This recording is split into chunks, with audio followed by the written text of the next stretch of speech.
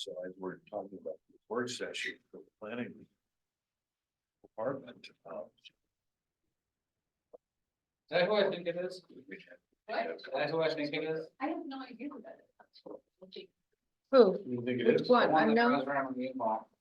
Why somebody can't, What, the phone or the unknown? Yes. Please turn your microphones on.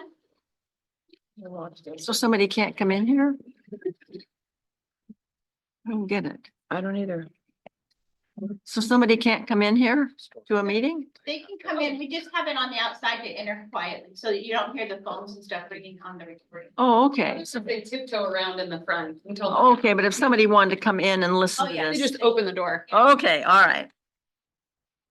Madam Mayor, that clock is still wrong. I fixed it, but it's still wrong. So it is 1 o'clock. Okay. Maybe a new song. Yep, she's right. 1 o'clock. Thanks for the hot tip. All right, we'll call the meeting to order. And do you have, June, do you have the roll call? Let the council show, let the record show that 4 counselors are here, 1 is on Zoom and 1 is absent. Is that correct? That is correct. And the first item of business is resolution 24-06, adopting a supplemental budget for fiscal year 23-24. This Paula? Oh, yes. Yeah. All right. This is on. Okay. So before you use a supplemental budget for You have fiscal your year, phone on? it should be. It's on. It's on. For fiscal year 23-24, the supplemental budget's necessary to update revenue projections, recognize new revenue, and gain appropriation authority for the related expenditures. So for the general fund update, we have a change in the beginning fund balance, updated TOT revenue, and we're recognizing a very generous donation of $33,000 from the Band and Arts Council for new carpeting at the Sprague Theater. The water fund, we had a change in software for our meter reading equipment, and we had to purchase new adapters to allow for the meter reading. So the proposal here is to fund that by a one-time transfer from general fund contingency. And then finally, the sewer fund had smaller adjustments due to increases in salary costs, insurance costs, and some in lieu franchise transfers. Are there any Okay. questions? Madam Mayor, I make a motion to adopt resolution number 24-05, which is captioned as follows. Resolution number 24-06 of the Bannon City Council adopting a supplemental budget the fiscal year 23-24. I didn't bring my glasses. Then Peter, do you, Second. been made by, motion made by Madeline, seconded by Peter, that we adopt resolution number 24-06. All in favor? Jerry, You hear us, Jerry? Jerry, are you on? she's there with the G. What? She's muted. Oh, yeah. Hi, hello, you hear me? Are you- Hello, Jerry? this is Jerry. Can you hear me? Yes. Yes, we need to vote on resolution number 24 Yes, I say aye, All right, thank you. aye. You're Correct. welcome. That resolution 2406 is approved. And now we have resolution 2407, authorizing the transfer of appropriated funds within the fiscal year 23-24 budget. Paula? The transfer resolution supports the supplemental budget, and it's necessary anytime you transfer contingency funds to another fund. So that's all it's doing, is moving the money to cover those water meter radio adapters. Madam Mayor, I make a motion to adopt resolution number 24-07, which is captioned as follows. Resolution number 24. 06. I'm on 07. 07. This is weird. The first one was. That was 06. We already passed that. Second. Okay, all right. All right. Resolution number 2407 of the Bannon City Council authorizing the transfer of appropriated funds within the fiscal year 23-24 budget. Second. Been moved by Madeline, seconded by Josh to approve resolution number 24-07. All in favor? Jerry? Jerry? Yes, yes, Let the I motion, vote yes. the resolution has been All right, now we have the second reading and adoption of ordinance 664, an ordinance vacating a portion of Sixth Street between Lincoln Avenue and Kensington Avenue and a portion of Kensington Avenue south of Jetty Road in the amended Breakwater addition in the city of Bandon. So I guess we will have it read first by title only. Is that correct? Mhm. Thank you, Madam Mayor. This is ordinance number 1664, an ordinance vacating a portion of Sixth Street between Lincoln Avenue and Kensington Avenue and a portion of Kensington Avenue south of Jetty Road in the amended Breakwater addition in the city of Bandon. Okay, do I hear a motion? Make a motion to adopt ordinance number 1664, an ordinance vacating a portion of Sixth Street between Lincoln Avenue and Kensington Avenue and a portion of Kensington Avenue south of Jetty Road in the amended Breakwater addition in the city of Bandon. Do I hear a Second. second? Moved by Madeline, seconded by Chris to adopt ordinance 1664 by roll call vote. Counselor Powell, Yes. Counselor Adamson, Yes. Counselor Braun, Yes. Counselor President Seymour, Yes. Counselor Crusetto, Yes. Let the motion show that we have adopted ordinance 1664. Now we have 27 minutes to rest. Probably should have done this in 15 minutes, but that's all right. Do you know if the checks are ready to be signed? they are not, When would that be? right after this meeting, the next meeting. Okay. All right, thanks. All right. Now we can twiddle our thumbs. We can talk.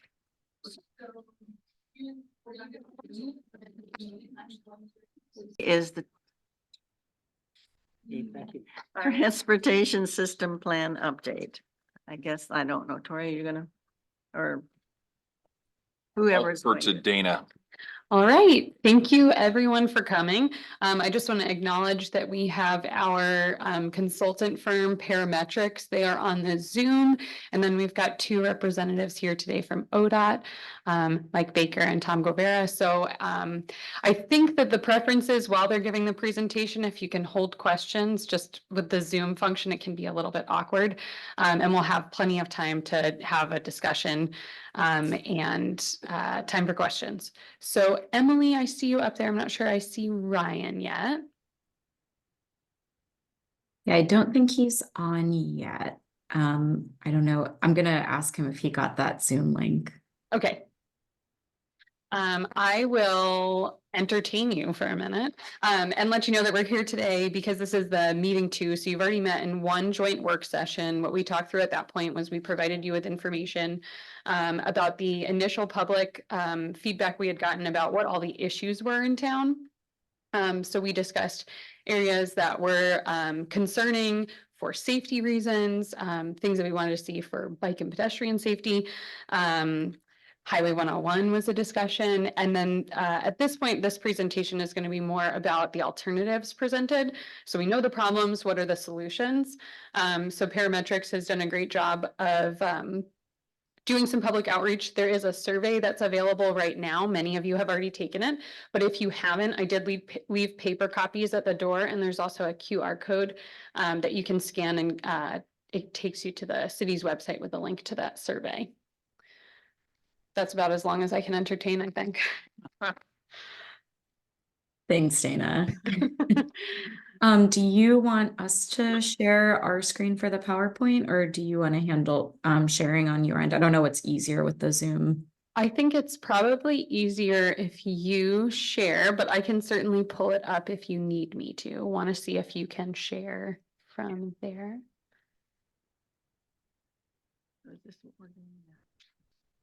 Yes. And city councilors, you have a paper copy of the presentation in front of you. If planning commissioners want a copy, there were some at the door. We can also print out some more. You will be emailed a copy as well. All right, are we proceeding or? I think she's getting it set up there. Is this working? Yes, we can see your screen.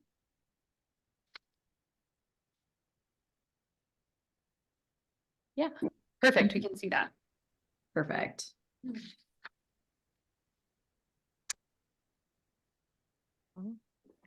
I'm reluctant to start without Ryan, but I think we can probably do some. Ryan's on. Oh, okay. Sorry about that. Thanks for hanging out for just a second there. Okay. And Ryan, sorry, you missed. I did a little intro and then we were just kicking it off to you guys to start off the presentation. Sorry, I'm late. I'm ready to go. All right, we're ready to go.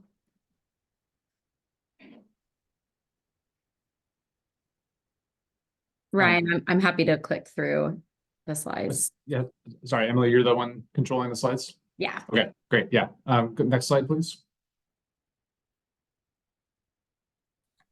Okay, so Dana, at the risk of repeating you, we are here today. Thank you for your time. First of all, appreciate it. We're here today to give you an update about where we're at with the Transportation System Plan Update project.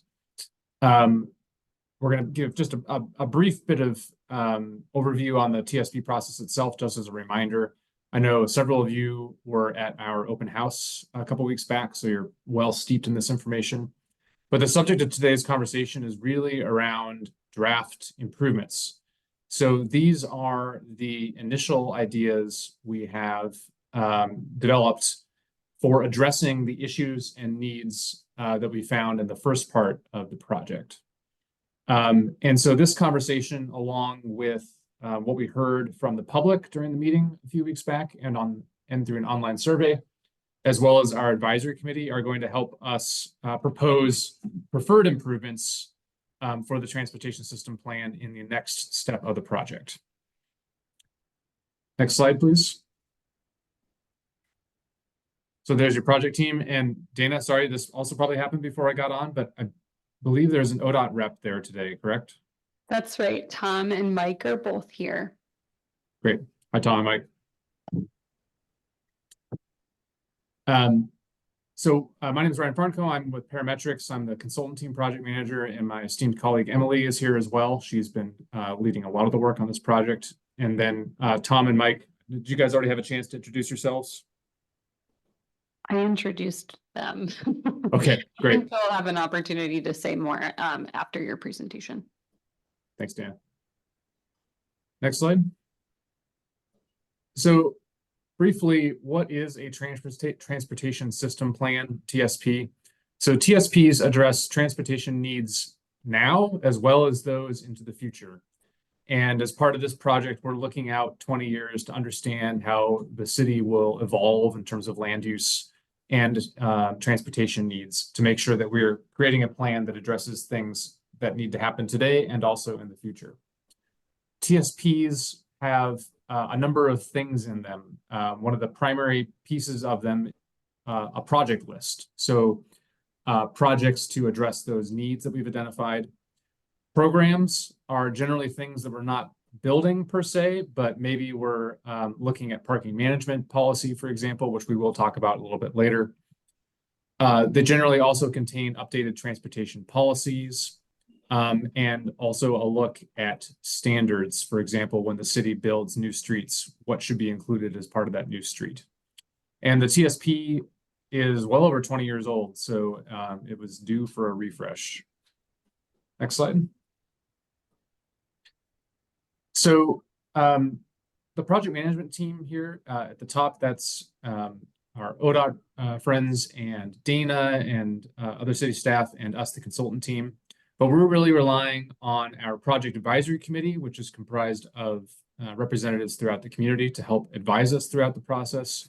And then both the planning commission and council as well to advise us. But ultimately, the city council will be the ones deciding to adopt the plan when all is said and done.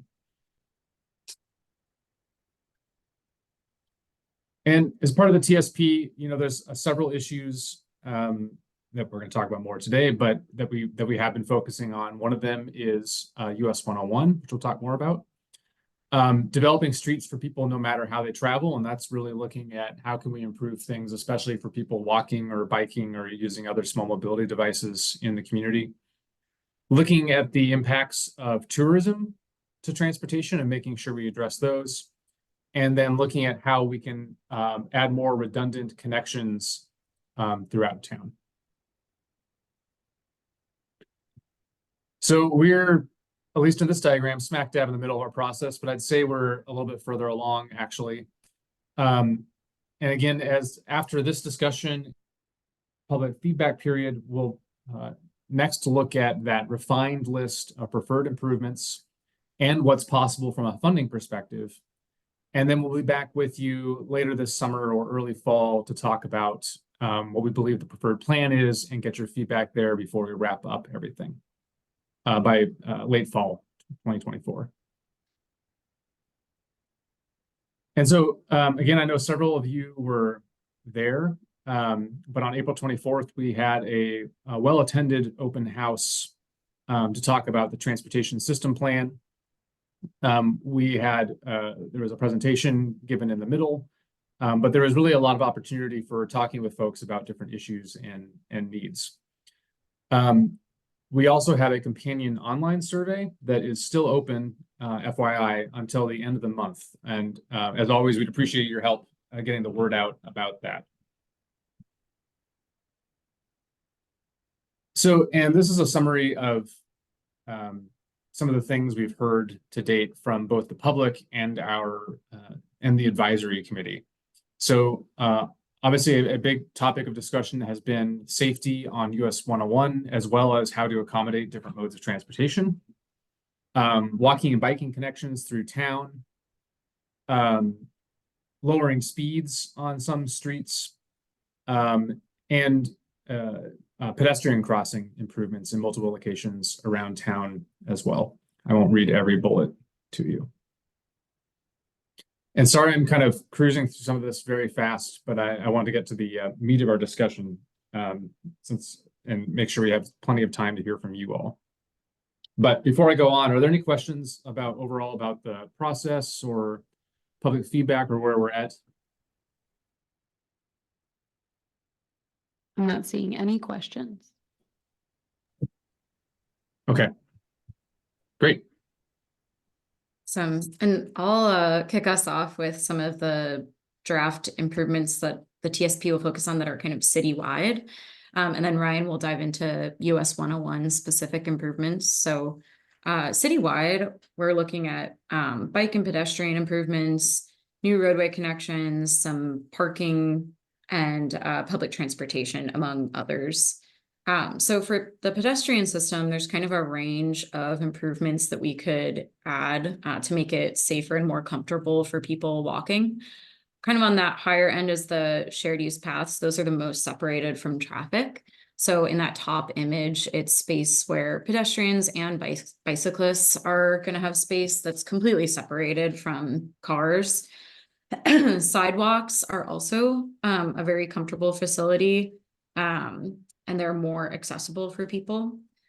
Side paths and walkways at the bottom, you can see that picture there. They're a really cost-effective way to add kind of a visual separation between people walking and driving. And they're a lot more cost-effective because it's basically just adding paint. So this would be more of a solution for some quieter streets. And then some of the sidewalks and shared use paths would be on busier areas. We're also looking at crossings. We've heard a lot from people we've talked to and during the public outreach phases about needing safer crossings. So standard crossings are that top image with basically just crosswalk paint and stop sign, whereas enhanced crossings provide some more visibility. So whether that's having a raised crosswalk or like on 9th Street, there's that pedestrian activated beacon. It makes it a little easier for people driving to see people and provides a little bit more of a safety and protection for people crossing the street. And these are usually on busier roadways, whereas standard crossings are kind of on the quieter vehicle traffic streets. And I apologize if it's hard to see this map from the screen. Hopefully it's a little bit clearer in the handout that you have.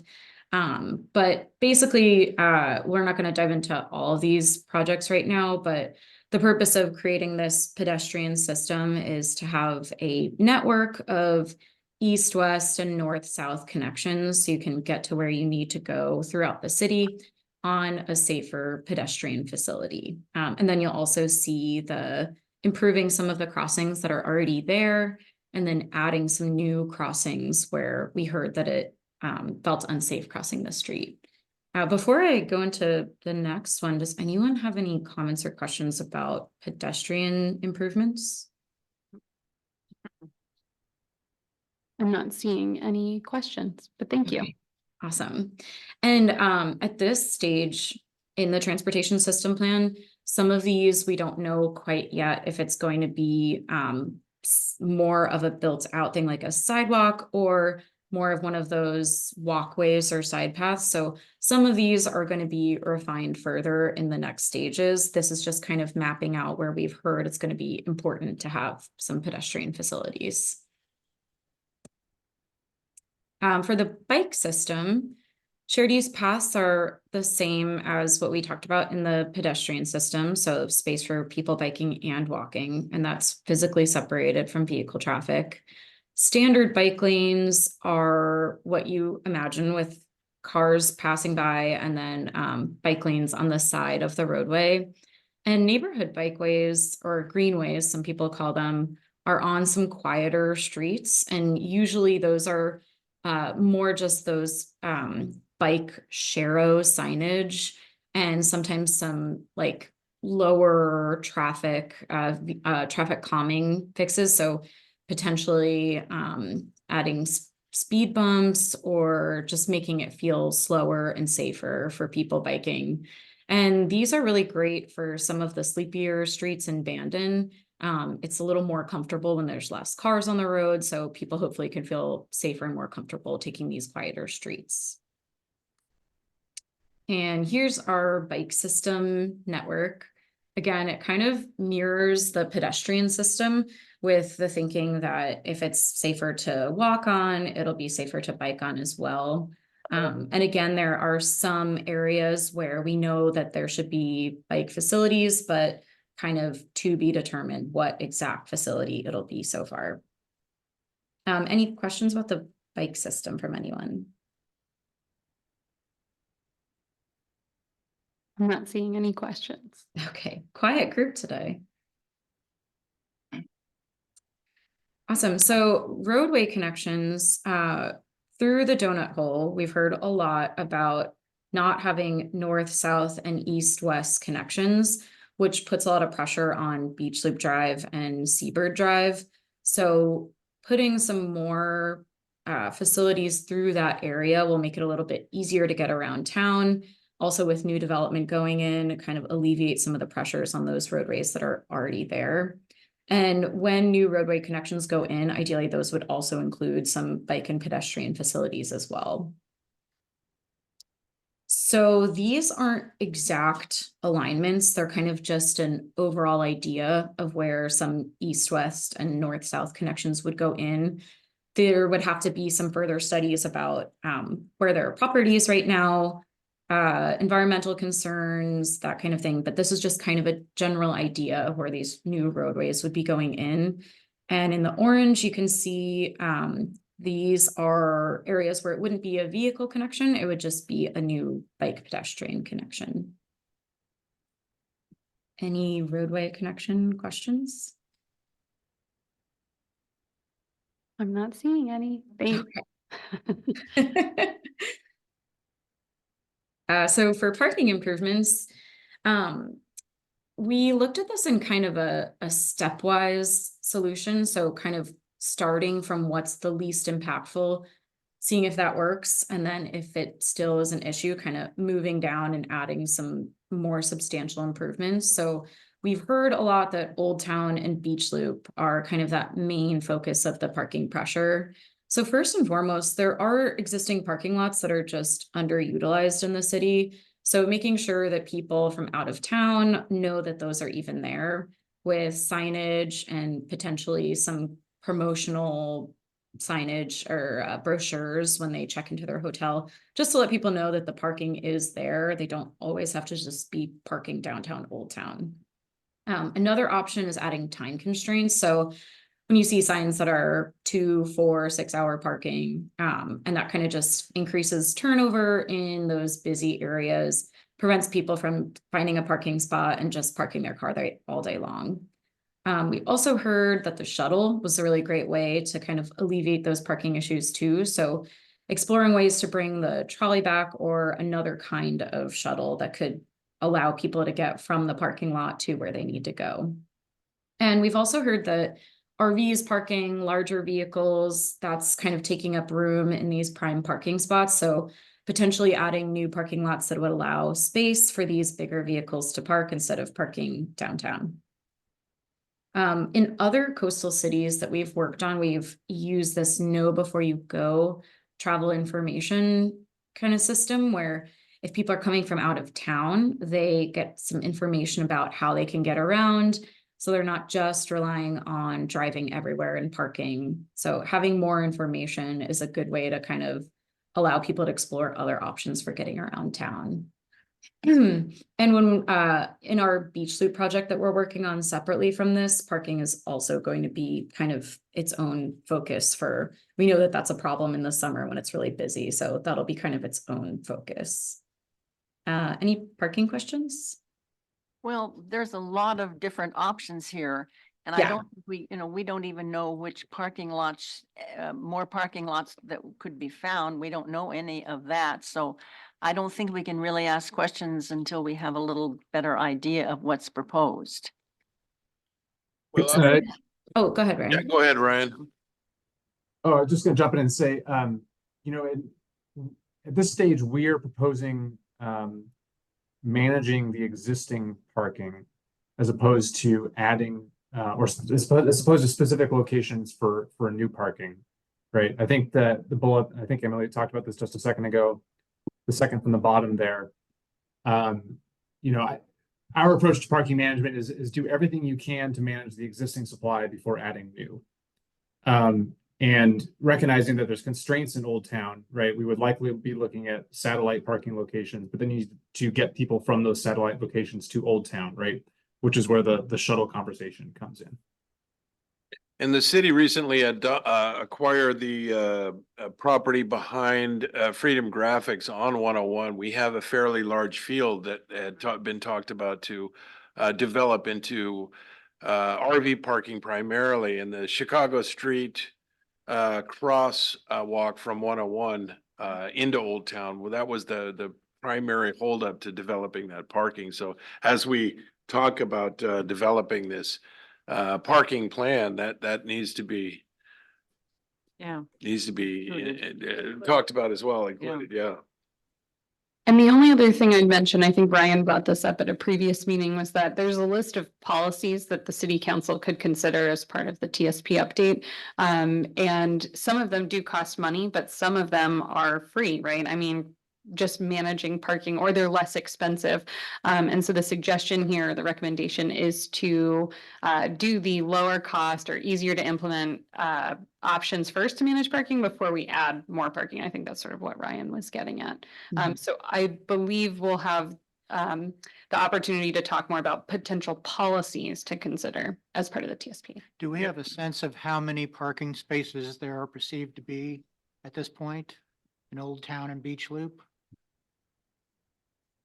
Ryan? Do you know? We did a parking study a couple years ago that we could look back on, and it wouldn't be an exact number, but I could get that for you after the meeting if they don't have that. But and to Pierce's point, if this is a 20-year. Yeah, I don't have the number offhand. Yeah, okay, thanks. If this is a 20-year plan, we should have that. I mean, we don't have the money right now, but we will get the money. I mean, it needs, I would say it needs to be in there. Oh, for sure. We don't have to do it tomorrow, but in 20 years, who knows? Identifying additional parking areas, yeah. Okay. I think that's great. Thanks. And we have the parking study for Old Town. For Beach Loop, we don't have an exact number of parking lots that are available, but or parking spots, because mainly in theory, Beach Loop doesn't allow parking, but people park there anyway, at least for the most part. So there's not an exact number that we have. It's just that people are parking where they're not supposed to be parking currently. Okay. If I move on from parking, or any other thoughts on parking? I'll just add one more anecdote on the subject. In a couple other coastal communities we've worked in, one of our recommendations has been just striping on-street parking. which in many cases has netted 10-15% extra on those busy days when the actual on-street parking is better delineated, people are more efficient with the space. So just another example of a low-hanging fruit strategy.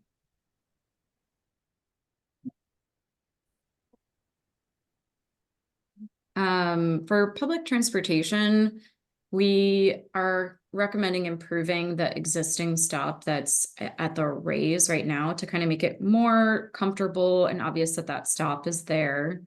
Also with the bike and pedestrian improvements, just making it safer to access the existing bus stop. Letting people know that the existing transit service is there, so that Bandon Dial-A-Bus is a thing that we've heard people don't always know about. So just letting more people know that that exists.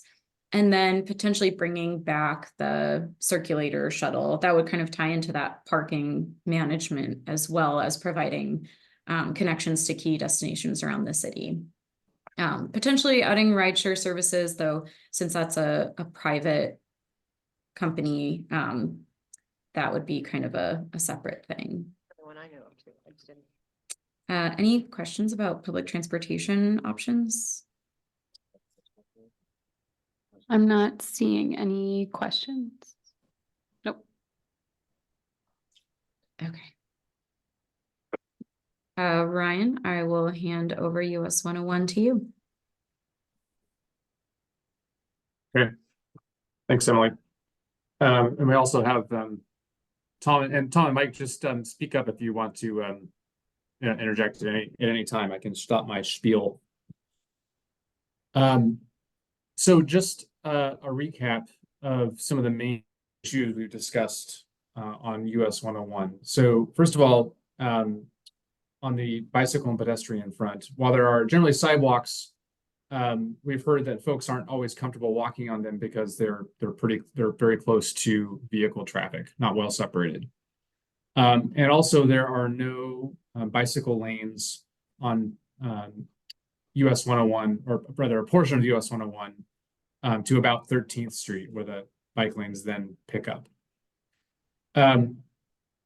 Another thing I want to mention is that ODOT's Highway Design Manual, which has been recently updated in the last couple of years with more guidance around highways and urban areas, recommends separated bicycle facilities in most of the corridor based on the conditions that are present. You know, we've also heard from folks that it can get congested at times on US 101, especially during peak season. When we conducted our technical analysis to look at congestion at intersections, for example, we find that in general, the level of traffic still meets the minimum standards prescribed by the state DOT. And that's the case today as well as into the future. But again, that doesn't mean that at times of the year when it's really busy, that it does we know it gets very busy out there. Another issue we've heard about is speeding. You know, there aren't a lot of opportunities to pass folks north and south of Bandon. And so the 4 and 5 lane section does provide that opportunity to pass, and it can also engender speeding from some folks. And then another thing we've heard about is aesthetics. So there's minimal landscaping and other kinds of placemaking features along US 101. And so a desire to look at opportunities for beautification along the street.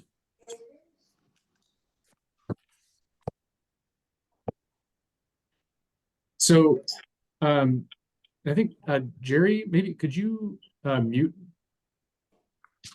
Just getting a little background noise. Yeah, I'm wondering, I think that was someone's phone ring. Oh.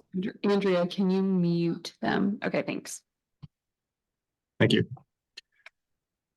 So as I know you're all familiar with US 101 in your town, but just as a reminder, and here again, for this discussion today, we're mostly talking about that June to 13th kind of section of town. It's a 5 lane or a 4 lane section, depending on where you're at, right? So 2 travel lanes in each direction and a center turn lane. And a little bit closer to June, it's 2 travel lanes in each direction and no turn lane. Next slide.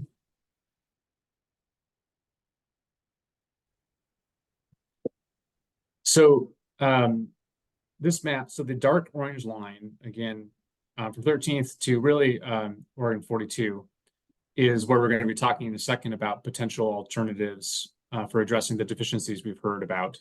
But a couple of other things we also have been talking about on 101 are interest in improving pedestrian crossings.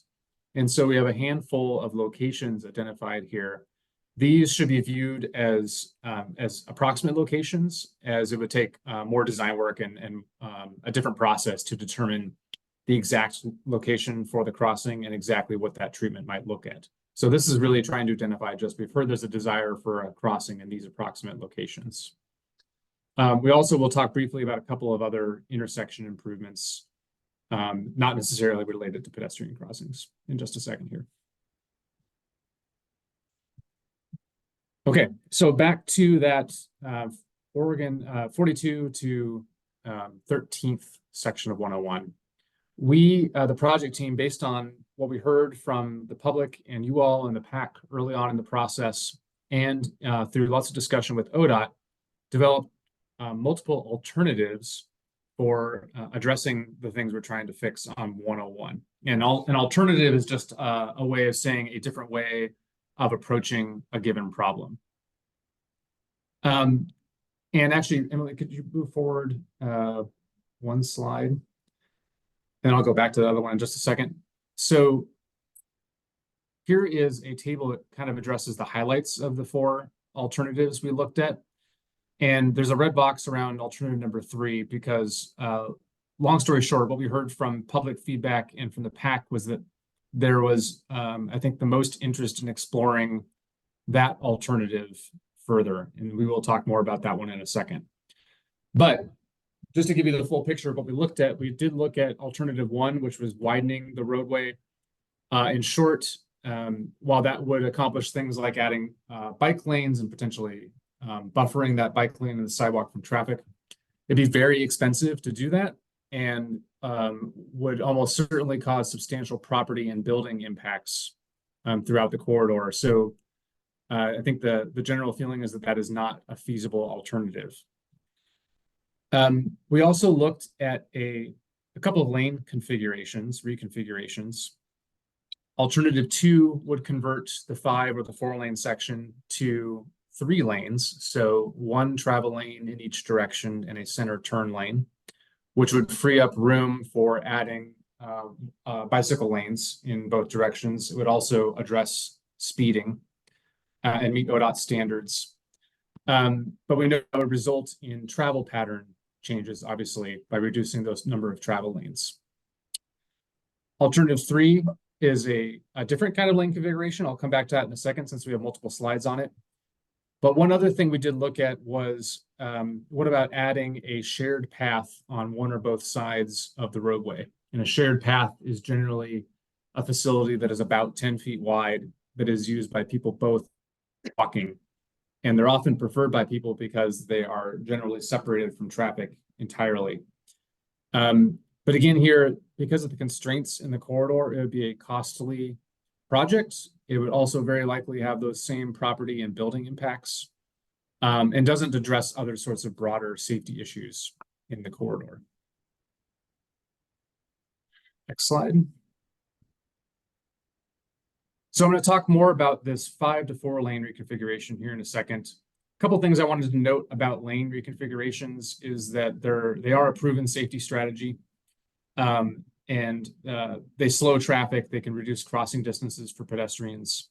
Another thing about striping projects is, and that's generally what we're conceiving of here, is that striping projects can be implemented as a pilot to see how they function before making any sort of permanent changes. And generally, this is just a rule of thumb. Lane reconfigurations work well when traffic is below about 18,000 vehicles. 101 is between 8 and 14,000 today. But importantly, it presents an opportunity for doing something else with that freed up roadway space, be it bike lanes or landscaping or on-street parking, etc. Next slide. So we have here a few slides, some great renderings developed by ODOT. So thank you to Tom and Mike and their team for developing these images for us that illustrate the idea of going from a 5 to 4 or 4 to 3 lane reconfiguration. But the idea here is that we retain 2 travel lanes in one direction and 1 travel lane in the other for most of that section between June and 13th. So by removing 1 travel lane in one direction, that frees up enough space to add a buffered bike lane in the corridor and also help address some of the speeding and other issues that we've talked about. So I have a few images here, again, that ODOT helped create that illustrates what it might look like. So there's near Fillmore and near 13th. The one thing I would add is that that while there is a section between June and Fillmore that would likely need to be 1 lane in each direction to make things work geometrically in that part of the corridor. And we do have a few slides here at the very end if there's interest in looking at like what this would look like in terms of a layout, we can look at that. But I'm actually going to stop talking for a second, and I wanted to provide Mike and Tom an opportunity to chime in on any of this. So do I have it on or do I have it off? I guess I have it on. Okay. I never know which is on, the minus or the 0. So yeah, we heard a lot from the public about wanting to add bike lanes to 101 and about safe crossings of 101 and issues at Fillmore 101 with vehicles turning and took a look at the different dimensions that we have through the corridor. It's not a set cross section all the way through, which is why you have the 4 and the 5 lane section today. And what can we do to add bike lanes? And we knew you didn't really want a 3 lane. And so how could we make it work? And really absent of doing nothing, this was the solution that we came up with that fits the corridor, fits our design standards. The narrowest section, as Ryan alluded to, between roughly June and maybe a little west of Fillmore, so around 500 feet or so, would have to probably go to a 3 lane to fit it in, because it's the narrowest part of the corridor. But absent that, really looking at providing 2 lanes in one direction, you still have a full center turn lane. It does provide full width bike lanes, as well as about a 2-foot cross section for buffered bike lane. So you get a little buffered. You're moved a little further away from traffic so that you feel a little more comfortable. We also think that this will have a tendency to slow down some speeding. It provides opportunities for, in some of the areas, perhaps for landscaping as we reclaim some of that space. It should move traffic efficiently, just as efficient as it is today. And so, you know, we feel like this is a viable option and provides an opportunity to at least allow bicyclists and pedestrians. Of course, we're looking at a couple of things near Bandon that are outside of this planning effort, but we're of course looking at trying to add a bike pedestrian bridge across the river north of here and connect Bullard's State Park to Bandon, which would be a huge boon, I think, to this area. As well as we also have a study underway looking at passing lanes on 101 and on Highway 42 to add some additional ones or extend passing lanes, so that we're having the passing take place outside of urban areas. So that study is actually underway. They haven't come up with alternatives yet. They're not quite to that stage.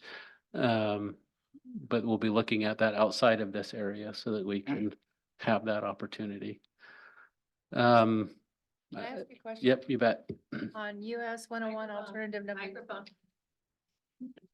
Yes, ma'am. Every time. Every time. On the picture for near Fillmore Avenue compared to near 13th Street on these pictures, the double lane on one of them is going north and the double lane is going south on the other one. Is that just to show us what it would look like either or? Or are you going to switch in the middle of town? I don't know if that, has that been determined?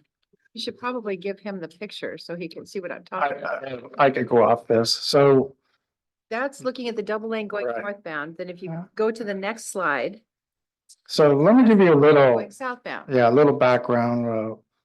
Since we provided these concepts to the consultant, we met with our traffic people on what we can provide legally that's approvable under state standards.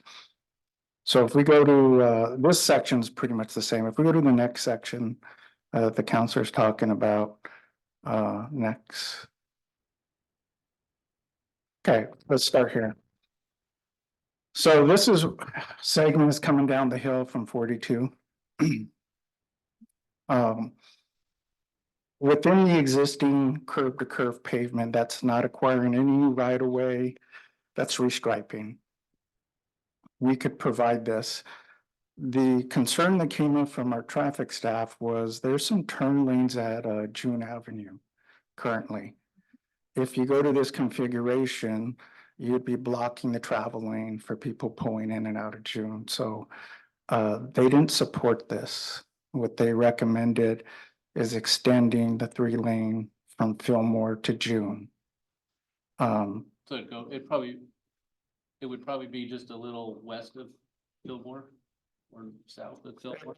Emily, I'm wondering if you can pull up sorry to make you jump ahead, but the one that's like the overview, it might be easiest to see There we it go. that way. Yeah. So we created this in the last 3 days. There was a lot of internal work on what can we realistically do. And this is what we're here today to present is it's not ODOT's advocating, this is what we realistically can do to meet the public's requests. So the 5-lane cross section beginning at 42 needed to stay for the 2 lanes going southbound because you're making lefts off 42 southbound on the 101. So it was important that that configuration stays. So the question for our traffic people, they wanted to see how the 5 lanes would transition into a 4-lane or 3-lane. Because the existing configuration shows a left turn at June, removing that was a major concern for our traffic people. So they requested that we extend the 3-lane at least up and just north of June, which is where you would see a transition from 5 to 3. And that's coming down the hill. If we could go to the next segment. Then we get to, is this where? Okay, we're still going, yeah, one more. Yeah, so we'd extend that all the way. And this is where it gets really challenging. You know, we have real narrow right of way here. Widening the highway was not an option. It would take buildings and parking areas, which we didn't want to do. One of the things the 3-lane does as you come here down toward Fillmore is it provides that opportunity for people to get out of the way and pause to turn left. So the analysis shows that potentially a lot of left turners there. So that gets them out of a travel lane as they're currently blocking a travel lane to turn. This provides that turning. So Fillmore is going to be the divider for 2 lanes either going north, and then on the other section from Fillmore to the other section would be 2 lanes on the other side. No, Delaware. So this would extend to Delaware to the west. Then we would go passing. We could start passing going north of Delaware to 13th. So Counselor, just to answer your question. The original graphic does show the 2 lanes and the 1 lane, but I think in that section, so from 42 to a little bit north of June, it would be 5 lanes. Then it transitions to 3 lanes so that we can also have those turn. And the single lane will be what, southbound? And that 3-lane, yeah, so it's 1 lane each direction Each 1 lane, yeah. instead of 2 lane. The picture showed 2, but it didn't have a center turn lane. So to throw that center turn lane in, it has to really be 3 lanes. It's 1 lane each direction. Right, but where's the double lane going to be, north or south? The double lanes are going to be south of Fillmore. Right there, you pick it up at. So as you're now So starting, get ready to. from Fillmore north, you're going to have double lanes on the right-hand side going north. And then it changes at Fillmore, having double lanes going south from Fillmore and a single lane going north? No, No. from, That's what it looks like in these pictures. yeah, that, I think that. I don't know if you, sorry, it might help if you flipped ahead a little bit. These are also in your presentation. The plan view is what they're talking about. It's slightly different than the original graphics that they came up with because of the constraint of the roadway, Right. right? So the plan view, if you get to the back of it, has, you have to go past you have to go past the part that says, thank you. And then the next one. Yeah, it's some additional information that was added after the presentation, but so the roadway wouldn't change from the configuration that it is now until just about just north of June or Right. yeah, and then it would be the one lane in each direction and a center turn lane to allow for people to make left-hand turn movements by being in the center turn lane. And also allow for the addition of the left-hand turn lanes at the Fillmore cross section. And then it would transition to being 2 lanes heading south out of town and then just 1 lane heading north. Does that make sense? No. So here's from June Avenue, it looks like there's 1 lane north, 1 lane south and 2 bike lanes. That's right. So And a center that's turn basically lane. road diet is what we were pitching Yes. before that we said hell no to. Yeah, it's Just just for wanted to the make sure. small section to accommodate the left-hand turn lanes. Okay. Cause it sounds like ODOT. One section, I think it's like 56 feet or something across, so very, without, in order to put bike lanes in and go anywhere. That was we had to do that. That was the minimum that we could get to fit vehicles and bikes. And the buffer for the bike lane, if the picture was. And there is no buffer in that area. It's just a bike lane. So there's. because there's so the not two- even enough room for a 2 foot buffer shoulder there. is not- Okay, so you're saying the 2 foot shoulder is supposed to make you feel confident, but no shoulder at all is gonna make you feel even more confident? I mean, how many accidents have we had out here with bikes right now? Cause I think you start throwing bikes out there with no buffer and 2 foot buffer, you're gonna end up with a few more accidents on your hands. Well, I mean, it's been done a lot in a lot of other places without those issues. Yeah, I think you'll also see that as you come through the corridor, with it being narrowed up anyway, speeds will tend to drop. So it does make it a little bit easier. You're right. It's not as comfortable as we would like it to. We would like it to have a buffered bike lane. But to do that, we have to start widening the highway out and Right, into other right. facilities. So you know, we're not trying to do, we don't want to do this across the whole breadth of 101 through Abandon. It's the area that is the narrowest right of way, has the narrowest curb to curb cross section in there to try to make something work. So yeah, is it ideal? No, we're going to tell you that it isn't ideal. Will it work? We think it will, as it's worked in other places. It at least provides that connectivity at the section you'll have to get through. But it's better than not. I guess our thought is right now there's nothing. Well, that's true. There's. Yeah. It's gonna be a traffic. I have a Problem. concern about the school district area, the school. When you're narrowing it down where the buses are turning and people are going in for their kids from Car Rider and all those things. Has that been considered at all? Where we came specifically? 9th through 11th. 9th through 11th. On 101. Oh, and 101 and 9th. 101, starting at 9th, going all the way through the 11th street. Because of the way the school bus situation is and parents picking kids up for Car Rider. And the school is on the west side of the highway, Yes. right? If I remember. Yes. So yeah, so in that section, you have what you have today. You have 2 lanes, southbound.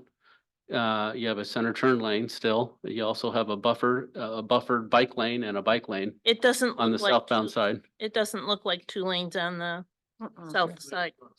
Yeah. Just 2 lanes going. Didn't you say south of 9th? Talking. Yeah, Instead of the south of 9th, then they'll have two Okay. lanes to go into the schools. Okay, Yeah, it actually makes it safer because there's actually even a buffered bike lane there now. You have a full standard width, right. center turn lane in there. sorry, I guess I got it backwards. I guess I have a question. I'm wondering why we don't continue to send bicycles down First Street and up the Edison Avenue and out Beach Loop and out to the highway at Beach Junction. Yeah. Wouldn't that be safer than reconfiguring the highway for them or, I mean, not me, so. So sometimes there are, but sometimes when I want to go here to there, I'm just going to go that way. And bicyclists, it's also part of the Oregon Coast Bike Route. And so it's just, that's the way bicyclists are But I going to think move. we could sign it off of, Riverside Drive, although that's. Oh, please. The fact, I think the fact that we're even talking about sending bicyclists down Highway 101 at South Abandon with the trucks all the way to Port Orford is probably the most dangerous section of highway. I can't imagine riding on there. This just is not a safe area. So yes. Yeah. I know Not it. only that, a few years ago, they started to siphon traffic off of 101 onto the river. That's they what did. I- I think it's part of, I think that is, yeah, part of the bike route right now. Yeah. It is the bike Yep. route, right? Yes, it is, according to the state of Oregon. Yep. Shouldn't be, but it is. Well, then you'd rather have it reconfigured for the highway? I mean, we can't win. Our streets are so small and we have no Well- right of way, so it's gonna be which is the worst of the, which is the best evil. Right now, there's no room for bicyclists, No, but that doesn't mean that bicyclists don't take it. They still do. yeah, So we're trying to accommodate those movements to the greatest degree possible. And it provides a much safer facility. And for example, if we can't get the funds for a pedestrian bridge, I think you will see people from Bullards, particularly with the advent of e-bikes and things like that. I think you will see a lot of people from that recreational area coming into the city as well. Okay, So- but but I don't, even in the summertime, I really don't see that much bike traffic in Bandon. I really don't. well, no, because I think they're going out Beach Loop. They But are. where would I rather go if I were a bicyclist, which believe me, I'm not? Where would I rather go? Along Beach Loop, no matter how slowly I had to go, or down the highway? I mean, why would you miss the most beautiful section of beach along the Oregon coast and you completely miss it because you go right past it where you could go slowly? And rather than wondering about these mad drivers from Bandon who are mad about this road diet thing, Mhm. I'd rather just take my chances and go up the hill and out Beach Loop where everybody's fairly, I mean, there haven't been a lot of fatalities out Beach Loop on either rigs or cars. And we know it's narrow, but I guess because it's narrow, particularly the locals, they know it's narrow, so they're gonna, Well, it's an opportunity to connect up even Old Town with the downtown here. Provides opportunities. I know I've come out here. I'm a bicyclist and I wouldn't ride up here. so you wouldn't want to go out Beach Loop. Eventually I would on tour, but there are places that I want to go to, right? There are stores, the stores and the Well- activities that I might want to do or purchase things from are on 101 and really not. On on 101? Loop. In Bandon? In Bandon, yeah. Oh, All right, if okay. you're gonna Yeah. go on 101, long before, okay, you could But- come out the highway and you can go to Yeah. Ray's, then you go to the foot of the hill, out to First Street, Mm-hmm. out to the Beach Loop, and you see the most beautiful beach in the world, and then you get back out to the highway. Mhm. And you've Josh? done your shopping. When we had Bike Oregon here, what route did they take from City Park? Did they come back out to 101 or did they go Beach Loop down to 101? I don't remember. Does anybody here remember? I don't remember I either. will say if you're a tourist, you will take Beach Loop.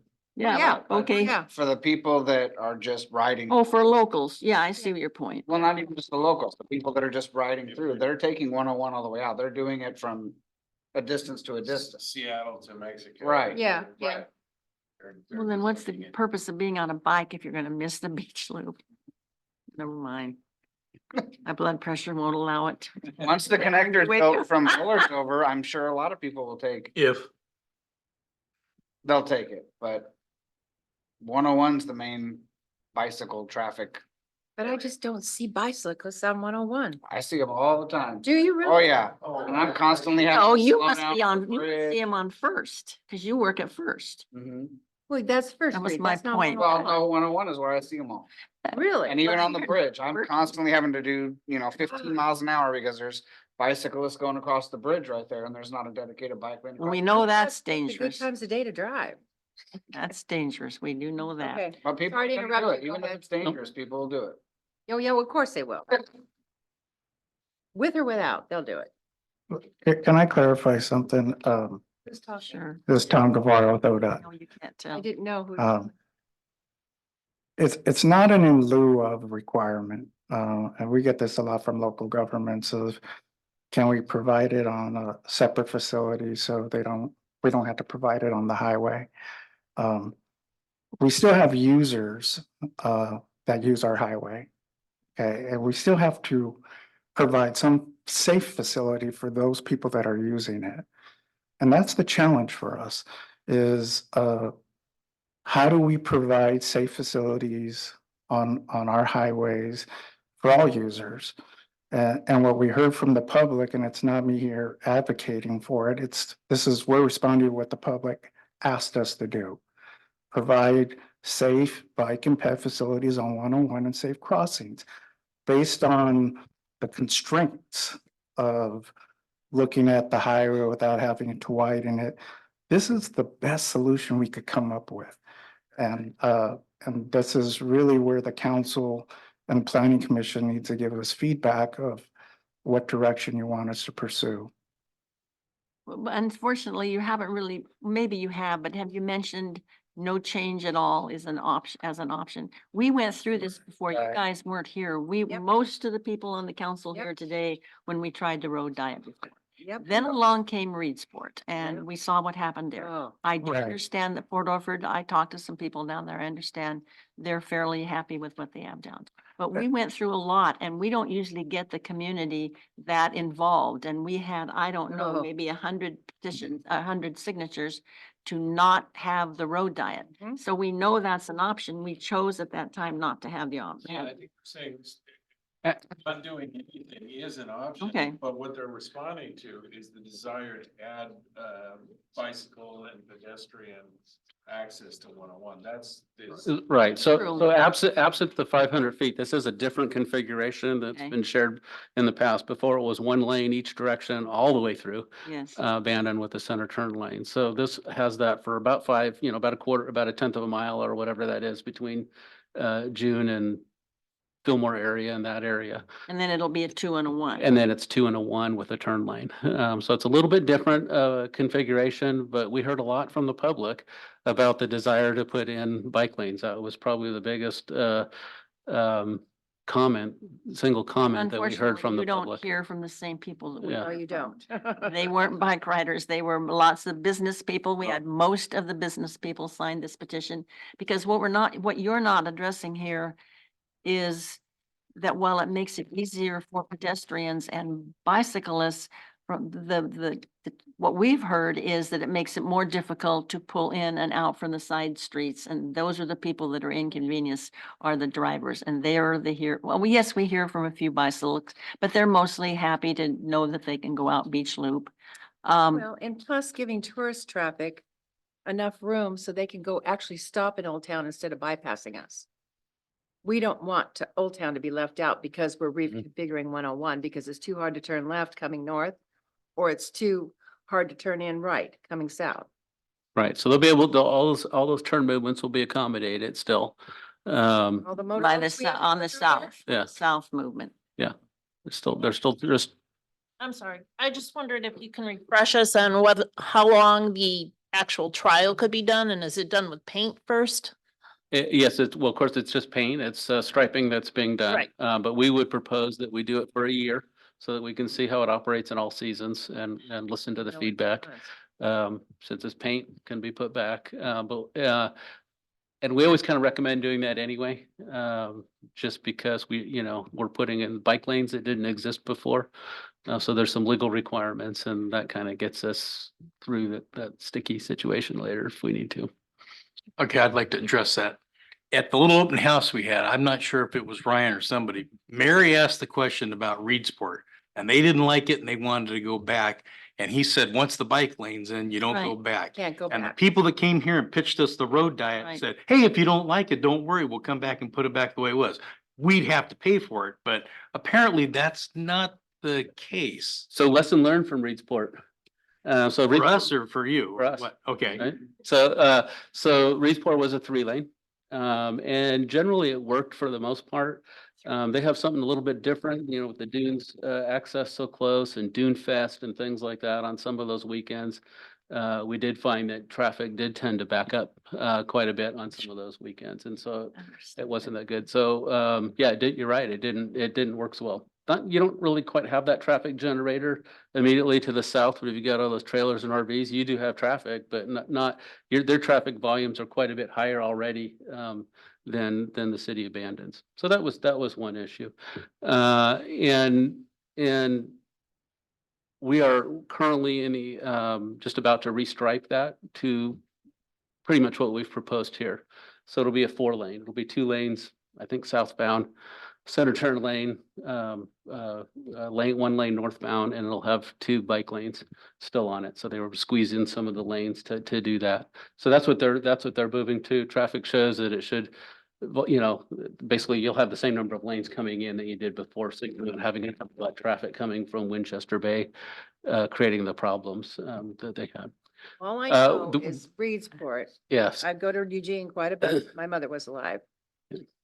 Several times during a summer. You know, the passing lane going up the hill Mhm. into Reedsport? I've been stuck there in bumper to bumper traffic because of Reedsport's road diet. It took us 45 minutes to get to 38. Yeah. Yeah, because you had all that. There was no way, even if there was a town or a restaurant I wanted to go to, there was no way I was getting off that highway to Yep. go over there. Yeah, it was a problem. That's what I don't want to happen here. Yeah, right. That's why we're not proposing quite doing it that way. So, so that's why we have the different lane configuration. So we've kept some of that capacity coming through there. The other piece that you mentioned, Counselor, about the bike lanes, the piece that we learned was as we were going to take that out, remember we had just put in 2 bike lanes that didn't exist before, and state law says once you have a bike lane, you really can't take those out unless it was something that was like a test case or something like that, which we didn't have written into their TSP and stuff at that Okay, point. well- And so that's why we're suggesting that we do it here, so that if you did want to go back, we have that opportunity to do that without having that restriction in place. Okay, for a year, you said. Oh, yeah, we recommend doing it for a year. So Okay, we well, can see it here's, through here's the problem with that. Hated them. When we said we didn't want the road diet, we wanted the crosswalk out there. It took about 2.5 years to get that done. And I really kind of felt that was kind of like, well, you're not gonna go our way, so we're gonna take our sweet time doing this. So if we go for a year and you guys don't come back, we don't like it, and you don't come back to restripe it, and it gets past a year, are we screwed? No, we did the same thing in the Coquille area, Coquille Myrtle Point. So we went back and sought public comment and got that, and the majority were in favor of how it was, but yeah, otherwise we would have returned it to how it was. The reason the crosswalk took longer was that we had another project in the area, and we're trying to combine it with that to save money, so. And to be fair, they did expedite the Chicago Street crosswalk. Yeah, but Yeah, that went up Yeah. really fast. I don't even know why it's unfortunately, there. yeah, let's talk about that crosswalk Yeah. down there. Why is it there? I think it's a completely dangerous area. I almost hit somebody there the other day. I pulled out of City Hall. I didn't see 5 lanes across. Some little timid lady had pressed the button. Well, and I'm right there, and here this light flashes on and slam on the brakes. I'm thinking, well, where is this person? Well, they're coming from, and it's basically on a slight curve before you go into it. So, yeah, and it took no time at all to get that. And yet the most dangerous intersection in Bandon up there, like Chris said, it took like 2.5 years. We had to pay for half of it, and, you know, We also did a lot of the work on it too. they Yes. put this thing down there and the parking lot maybe, well, Tori says it's not in the budget for this year. Nope. So I mean, we could be looking at, I'm sorry to interrupt. We emphasized the need for that crosswalk at Chicago Street so we could develop parking across the street. Right. That was the impetus for. I know that was the reason, That parking lot's probably But- 2 or 3 years away. but yeah, that's the problem. Next Sunday. No. No, he said ask Nope. this man here in the suit. He said no. Yeah, the only reason for the delay on the first one was that we were just trying to combine it with another project. So we weren't out there all the time, because we have to stop traffic and block lanes and things like that. It was easier just to do them closer together. The other thing I'd like to point out to the council the other thing I'd like to point out to the council and the planning commission here is that it seems as if there is a little bit of opposition to adopting this, or at least examining it. If we don't do anything on the 101 corridor, as you pointed out, driving traffic out Beach Loop on some of the side streets, that is going to be a city responsibility. So developing pedestrian bicycle traffic on our side streets has to become a priority of the council if we're not going to adopt it on the one. But that's the way it's been for years and we haven't done anything. Seriously. Well, I mean, I didn't. Therein lies the problem, right? But I don't see the result. I have. Yeah. The last person I remembered that was killed on a bicycle was at about Dew Valley, in front of the Dew Valley Clubhouse. Okay, there have been several fatalities out there. There haven't been any on Beach Loop Road or through Bandon. Yeah, as Tom said, we have to provide safe facilities we have to serve all types of traffic. Well, I know. From I know. cars You and have- trucks and fire you have a trucks plan. and. Okay, yeah. you have a plan here. We have reality, yeah. okay? And somewhere Live we've here. got, and we know before we would even consider even the 2-in-1, I personally would want to get the list of people that were concerned, not bring in the people, our best friends who are always here at all meetings, Kathy, you know. We know that, okay? Bring in the people that are concerned because they won't know about it until we start to stripe it. And then they'll be out in, I think each one of them should get a letter if in fact we do, and that's an if. Because I'm never going to vote because probably Counselor Vic won't be here. I can only vote in the case of a 3-3 tie. So it's going to be left to these guys, okay?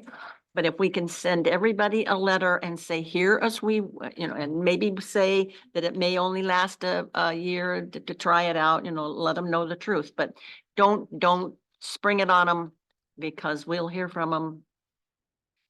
Big mess. Oh, we'll hear from them loud and clear. Sure, I think that's a great idea. I think ODOT can send a letter to the properties abutting 101 in this area and identify what is being considered and give an opportunity to provide comment.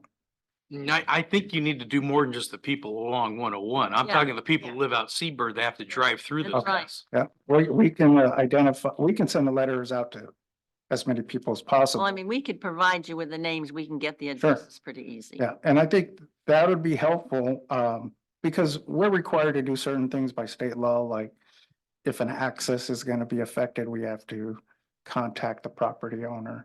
So this would just fall into that process. I think this is also a great plug for the survey that's available right now because the survey asks questions about this exact scenario. Like at the Public Advisory Committee, we did talk through all these options. And sort of bluntly, we're never going to get everything we want. So we have to decide what we're willing to compromise on. And I think that's where the public feedback, like you've mentioned, comes in really handy. So if you know people who are Well, I think we've got the list. We frustrated. had a comprehensive list with their names on it. And I think that you could, yeah, and maybe rather than them, let you do it. Put together the actual and say, here's what it could look like. It'll be safer, it'll be narrower right there at Fillmore, which is, as far as I'm concerned, the most dangerous area down there is Fillmore. Mhm. Is there any chance you could just have it in the city manager's newsletter so it goes to everybody? Not everybody reads it. No, and a lot of the business people, well, no, they'll still get it because they'll still get it. I think they need to really be called, they have their attention called to it. We don't want any, like some people only use it for, scratch paper. That's what I've been told. Well, But- the problem is, no one really notices it until all of a sudden they're driving out there, go, I know, where'd the lane go? but they It's will like, if we we have- send them a specific letter. I mean, the open house, well, there may be 40 people tops here. Maybe. I I think mean, part I of was it is, one of them, so I don't count. So I mean, yeah, well, but you know, part when of it it's already- first, excuse, Go ahead. when it first came up, I was here and I'm going, no, we're not gonna do that. And I actually went out and watched intersections to see how long it took people to get going and everything. And I thought, no way. But since those times, I've kept an eye out and I'm leaning toward something like this because The 2-in-1. the 2-in-1, because it would keep admittedly, one way or another, traffic's gonna slow down a little bit, which isn't bad for the town. And it gives enough flexibility, especially with the left turn lanes. Oh, that's terrible in places. I'm leaning in that being in favor of something like this, just because I think it'll work. So, Saying the 2-in-1 is gonna be between June and Fillmore. Then going south. All right, From tell us. Fillmore She's shaking her south. head. We got to Tell correct 'em. that. So. What do you mean? It'll, let's- it'll be 5 lane. You just Where? It's from 42 to just, because of the signal, to just a little bit east of, or north of, however you want to say it, of June. Mhm. Right? And then from that point, it'll be 3-lane, 1 lane each direction with a center turn lane or a turn lane into June. And then as you get, it'll go through Fillmore. So Fillmore will have basically a turn lane, its own turn lane. And then a little bit, just a little bit west of there or south of there, it transitions into 2 lanes southbound. And we still have just the 1 lane, so we'll have 1 lane northbound all the way through, Okay, right? so how do you determine which gets the 2 lanes and which gets the 1 lane, south or northbound or southbound? Have you- So- is your Well, we've traffic- already talked about And I think schools. this is the concept. If we agree to the concept, we have to work with City Public Works and our engineers and really flesh out those issues. Is it better to have 2 lanes going southbound for passing? Or is it better to have 2 lanes northbound for passing? That would have to be, But would worked that be out. ODOT's decision or the city's decision? it would be a joint decision between the city and ODOT, and it would be city staff playing a big role in that. Because our concern would be that all the schools are Yep. on the west side and Right. like Sally said, it's But- horrible. I could tell you my thinking, I have my own opinion, but coming down the hill between 42 South to Fillmore, it's a lot of people speed. And Yeah. the question that we were talking about, well, what can we do to slow down speed? Now, if you go from the 5 lanes and then you transition into 1 lane southbound coming down the hill, that's gonna slow speed down coming down the hill. If you do 2 lanes, it's probably not gonna slow speed down and people are gonna pass coming down the hill. And that's not something that we were in favor of. May I ask a question about the blinking lights? I know we talked about it a while ago, but is there any way of having signage? To Mary's point, not everybody even is from Oregon, so they don't understand it. I know that sounds silly, but I've lived in other states and that is not something that you come across in other states. Oh, you're talking about the reader board? Yeah, if you had a sign saying warning or pedestrian crossing ahead or something to make drivers aware that they exist on the road. Mhm. In the Fillmore, I've walked there a number of times. I still think that there needs to be something done about pedestrian safety, like delaying the lights both ways for pedestrians to walk across at least part of the way before the people are allowed to turn. Because there have been times where and I'm aware of it, but there have been at least 3 times within like 3 weeks, one time where I was Almost hit. like, Yeah, sometimes if you a leading pedestrian, some timing on there. Yeah. Allow the pedestrian to get out there first, and that way they're much more visible than where they are sometimes on the corner with all the buildings and light poles and all the other stuff, and you just don't see them. yeah, and especially, I felt like I was aware of it. People are trying to go from Old Town to like the Creamery for ice cream. They're tourists. They're not gonna be as aware of it being a big problem here. I agree, and that was one of the big concerns. I don't even think we have the slide, but we had a slide that showed all the fatalities on 101. And it seemed to be people were crossing from the Creamery where it is, and those were a high concentration of crashes and fatalities. So people are doing that already. Our role is, well, how do we make it safer for something that people are already doing? How do we improve the safety of the highway so that people can safely cross? And as you get tourists, like you said, that don't live here, that they're going to make that movement. And that's been the challenge. How do we improve the safety of this highway? I always wait for the crosswalk. I mean, I'm not saying I'm a good person. I'm just saying, I know that it's not a safe place. So I always wait. Sure. And if you look at the pedestrian slide, that's where those enhanced crossings were proposed, is putting up the flashing beacons, so that people are aware pedestrians will be crossing at this location. I just don't know that everyone's aware that that is what happens. Certain states, I'm serious. I've lived other places and they don't exist. So even out of towners, That's not even in their radar. So would it be accurate to say that this is a plan that you can sign off on? Mhm. And at least for the time being, maybe with some minor tweaks, but they would be minor. So you can sign off on this plan. And at least at the moment, you can sign off on doing nothing.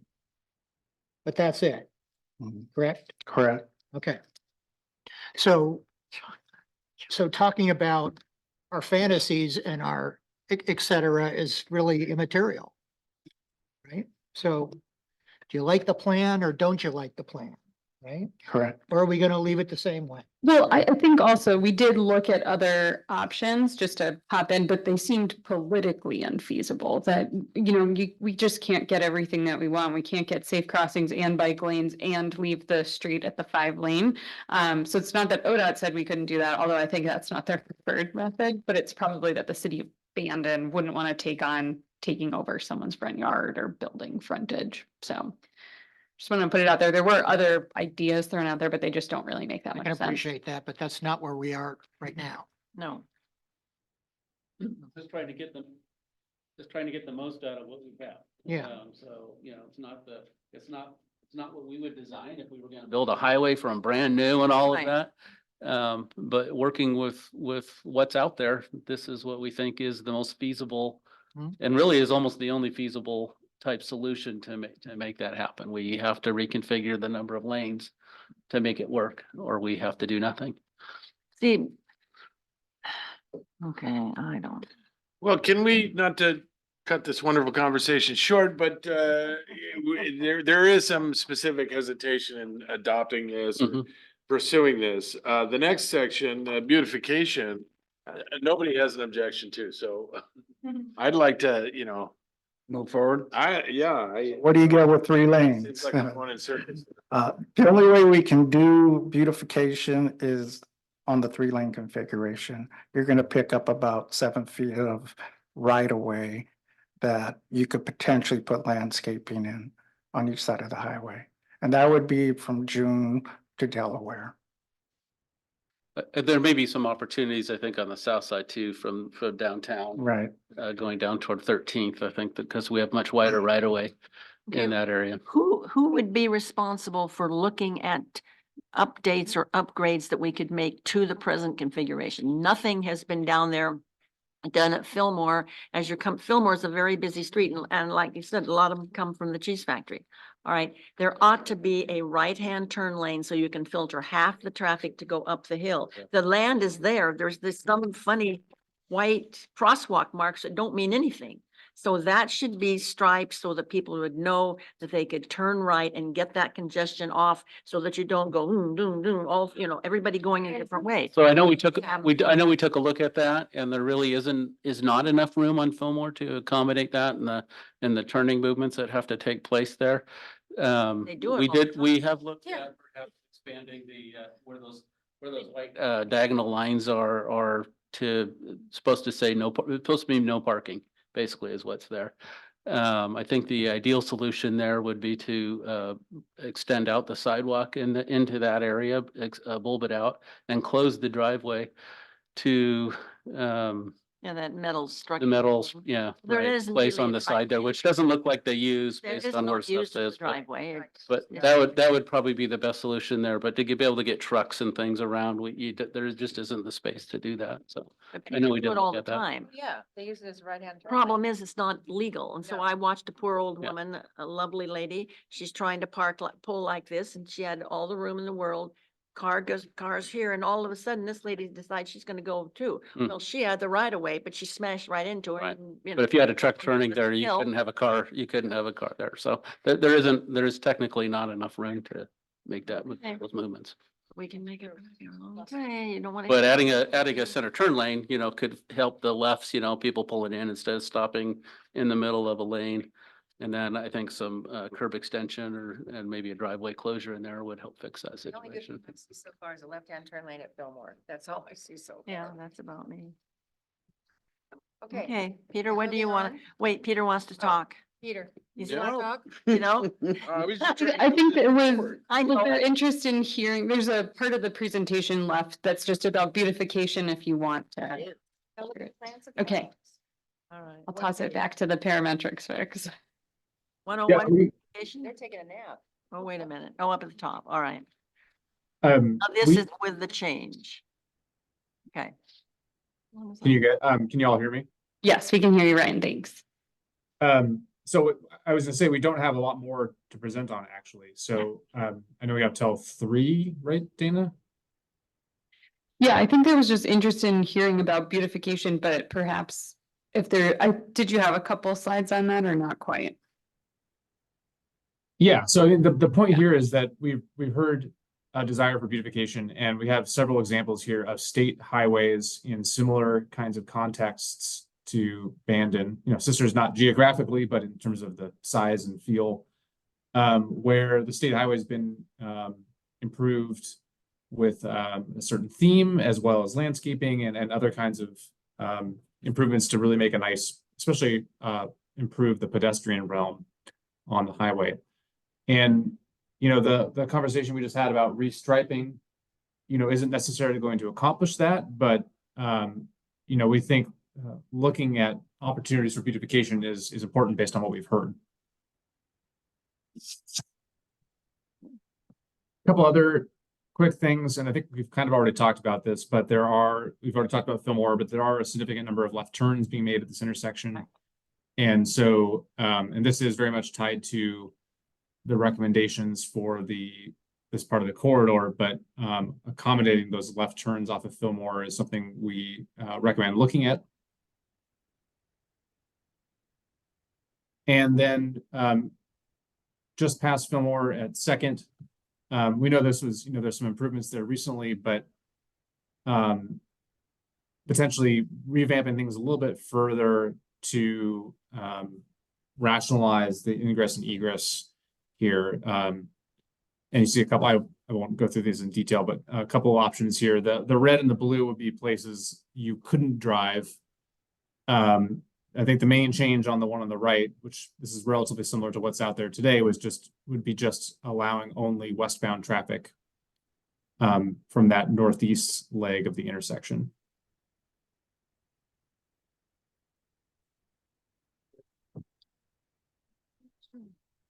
So that's kind of all we got. With 10 minutes remaining, I guess, if it's all right, Dana and Tom and Mike, I would appreciate, the consultant team would appreciate some more direction or thoughts from this group about how we should be thinking about the configuration for US 101. As we're moving towards a preferred improvement, I think to the discussion,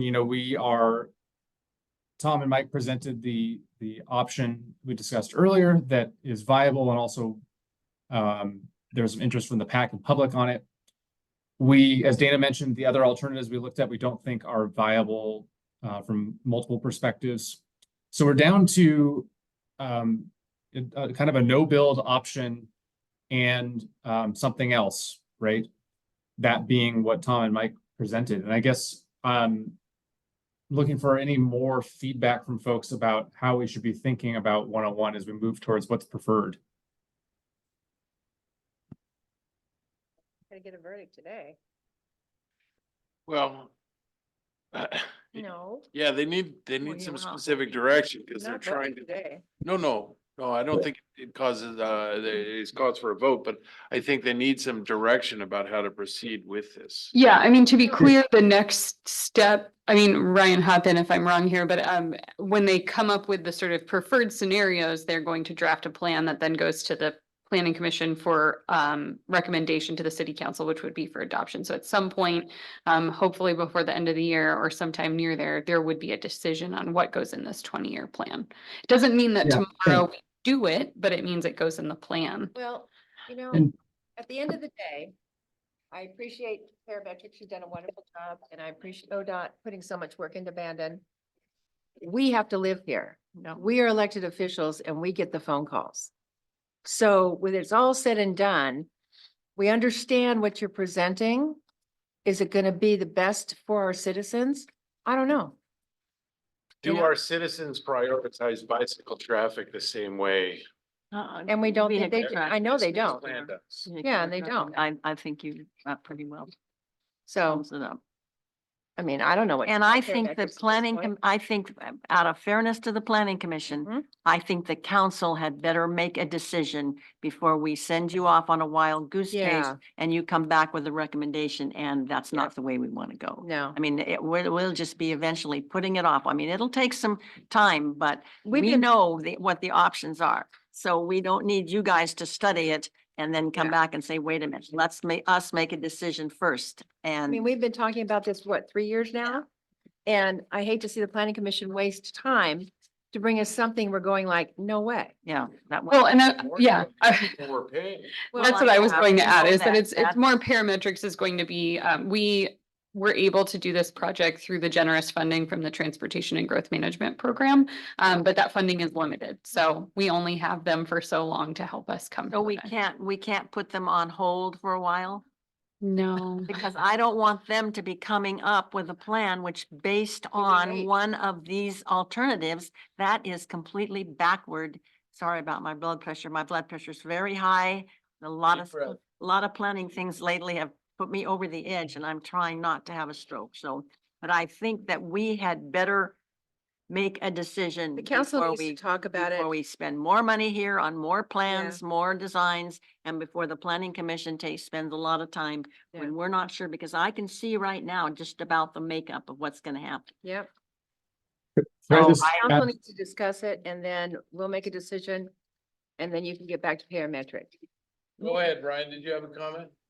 I did. I kind of wanted to clarify my question earlier since it was kind of convoluted. It was really, is there other information that this group would be interested in seeing on this that we haven't presented today? And then there's a couple things that we will have, like next month, right? We'll have all of the feedback from the online have yet that we could present to this group. There's also discussion, Tom mentioned this about a potential mailer. So I guess, I wasn't trying to ask for you folks to vote on this right here today. It was more, the next time we come back to you, we'll have refined set of alternatives. And is there other information you'd like to see as you're weighing these things? No, I think you did a tremendous job. I think we know what the I alternatives are. think that we're all against Well, giving some out of- any kind of parking places whatsoever. Well, but Madeline, if I could, we haven't actually, I'd like to see a potential bicycle route from the entrance of Bandon. It could be, what is that, Michigan Avenue going down? Is that a possibility where we could actually adopt a bicycle route through Bandon on some of these side streets?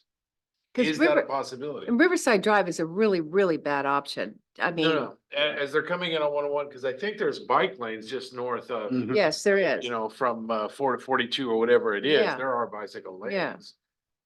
So can we develop a bicycle route that, is it Michigan that's right there by Dollar General and? Like have them turn off the highway. Yeah. Turn them at develop Dollar a- General and take them to the baseball field or the Quonset hut and then go down? whatever the plan is, what I brought up earlier was that if we don't adopt something on the 101 corridor, focusing on bike lanes, we're gonna have to do it within the city limits of Bandon. We're gonna have to take responsibility though. So having parametrics and having their resources, could we develop a bicycle Well, corridor? not as part of this funding, because this funding is a specific to the transportation system plan, but the city does already have, I think it's called the Bike and Pedestrian Backbone Plan. That's just sort of it's like an overview of where we would want to have the bike ped routes. Yeah, I think. Which we have, yeah, it's on the city's website, but I'm happy to get you a copy of I'm it. just I curious, don't, I think it does do Riverside though. It doesn't cut across, so we can always amend that. So that Such a the bad funding option. primarily has to go focus on the 101 corridor. Well, the funding is for the transportation system plan, which has to incorporate Highway 101. Yeah. All right, but we're focusing. It's joint funding from DLCD and then the Oregon Department of Transportation. So they would, I think, like us at some point to come to a resolution about Highway 101. Sally? Yeah. I am confused about the connector issue if we do nothing. And are we changing Fillmore to make it safer? I mean, I'm concerned that if we just say, we don't want to make any changes, we're also giving up the opportunity to do what, some of the things we need to do. Well, that's the reason that I brought up filtering traffic off of Fillmore. I mean, they're still continuing to do it. Now, they may not meet the strict state standards and maybe that they can't down. But somebody like Timmy Lakey can go down there and take off of those and put a white line like this, and 95% of the people will still be able to turn safely. Maybe a log truck can't, but a vehicle can easily turn and go up that way. It's just now the way it's set up without any designation that this is a turn lane, somebody can crash into you. That still doesn't answer the pedestrian problem. No, this is two cars, one car coming. No, I know what you're saying. I Oh, live, you're I saying, go yeah. that way all the time. yeah. I'm just saying also, we also need to address some of the other things that are Right. important. Pedestrian issue and the connector issue, east-west. Can I ask you guys a question? Okay, this, I did too. The state owns the highway. How much on either side of the highway of right of way does the state also own? That's what I don't know. Total highway right away is averages 80 feet. 80 feet? Mhm. Okay, now is ODOT the ones that originally did those diagonal weird thing at Fillmore and 101? Did you guys stripe that or did you request that the city do it? It was, that's the city's leg of the intersection on Fillmore, Okay, but ODOT did, stripe it for the city. okay. I But you didn't believe, require us to do it. I don't know if we required you, I think it was a project and part of the solution was that striping that ODOT did for the city. Okay. But with no understanding what that striping meant. Cause I talked with them, they say, we gotta. Looked at this and we talked to our traffic people and actually we've had a couple conversations on it. What's gonna take is probably a city ODOT project to look at reconfiguring the Fillmore leg to see if we can improve it and how we do that. And it was something Mike brought up earlier where, you know, we learned from the Reedsport situation. You have bike lanes now on Fillmore. The Oregon bike bill says once you have bike lanes and you can't take them out, and that's what we ran into in Bingo, Reedsport. that's our point. Right, so now we have a situation is, we have bike lanes on Fillmore, we have to provide bicycle facilities. How we do that and clean up that leg is something we have to work on. That's difficult. You can't take out bike lanes if you, thank you. You can't take out bike lanes, if you don't call the permanent, right? So that's why the whole part of the test case. So if you put them in and somehow you didn't like it, we could go back and That's probably why that stripe there is there, because it's the bike lane. To have room for the bike lane, you can't have room for a car and a bike lane there. Yeah, but here's the point. Yeah, the bike lane, there's a bike lane next to it as well. Yeah, but Oh, I there just, is. I Okay, just see, thought I of didn't pay something. attention. Across the street from Fillmore, and I'm talking from South Fillmore going this way, there's no white stripes. It's the exact same width there, and there's no stripes on that side. Everybody, because I drive down there 10 times a day, everybody on that side automatically goes like this. There's no white grids to stop them. Exact same configuration over here, but here's these white grids. And so you're legally, these people think they're legally turning over there in spite of the fact that it is in 2 lanes. They do that all the time. Everybody expects it. But over here, because there's confusing white lines, they think, most people think I better not turn there because it's not a turn lane, but everybody who wants to turn there, they just, they're at the rest. Well, the in other rest. side, But the other it's side, on one the- side- you talking about the Moore Mill side? Yeah. They don't have bike lanes over there. There's nothing there. That's why it's But the different. bike lane is not this white grid over no, there. no. It's not a No, bike no. lane. No. But that's what I'm No. talking about. That's what's taking up the space. But I think there are things that we could look at, even if we have to look at them ourselves to, if we decide, we try to make Fillmore, we worked years to try and make 9th safer. Yeah. And finally, we got it taken care of. well, then this thing came down here on Chicago and I don't know who that made safer. But I'm just wondering if there isn't something, maybe other flashing lights or something to warn people they're coming into a zone like the Fillmore. My friend Jim Prohl that runs the museum, he has told me how many close encounters he has had he's a pedestrian coming across Fillmore. It's, so I understand, I see both sides of it, but before we do anything, I still want the letter set out to the specific people. They will know that we are hearing them, that we are considering it again, and try to explain to them what the options would be, because there was no 2-in-1 option when we talked, Nope, when we it wasn't were presented going to vote us. before. And we appreciate the discussion you're having and we, I was on a city council myself for a number of years, so I understand exactly the position that you're in.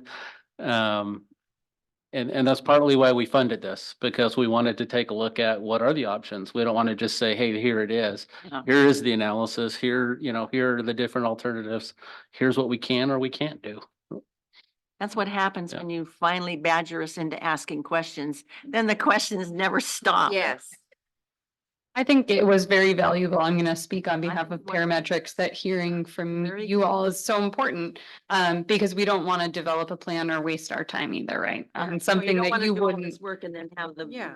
decision Mhm. maker say, nope, that's not what we want to do. Yeah, but we are looking closely at Fillmore, so I think we can continue to look and see if there's Let's anything look at else we can Fillmore. do.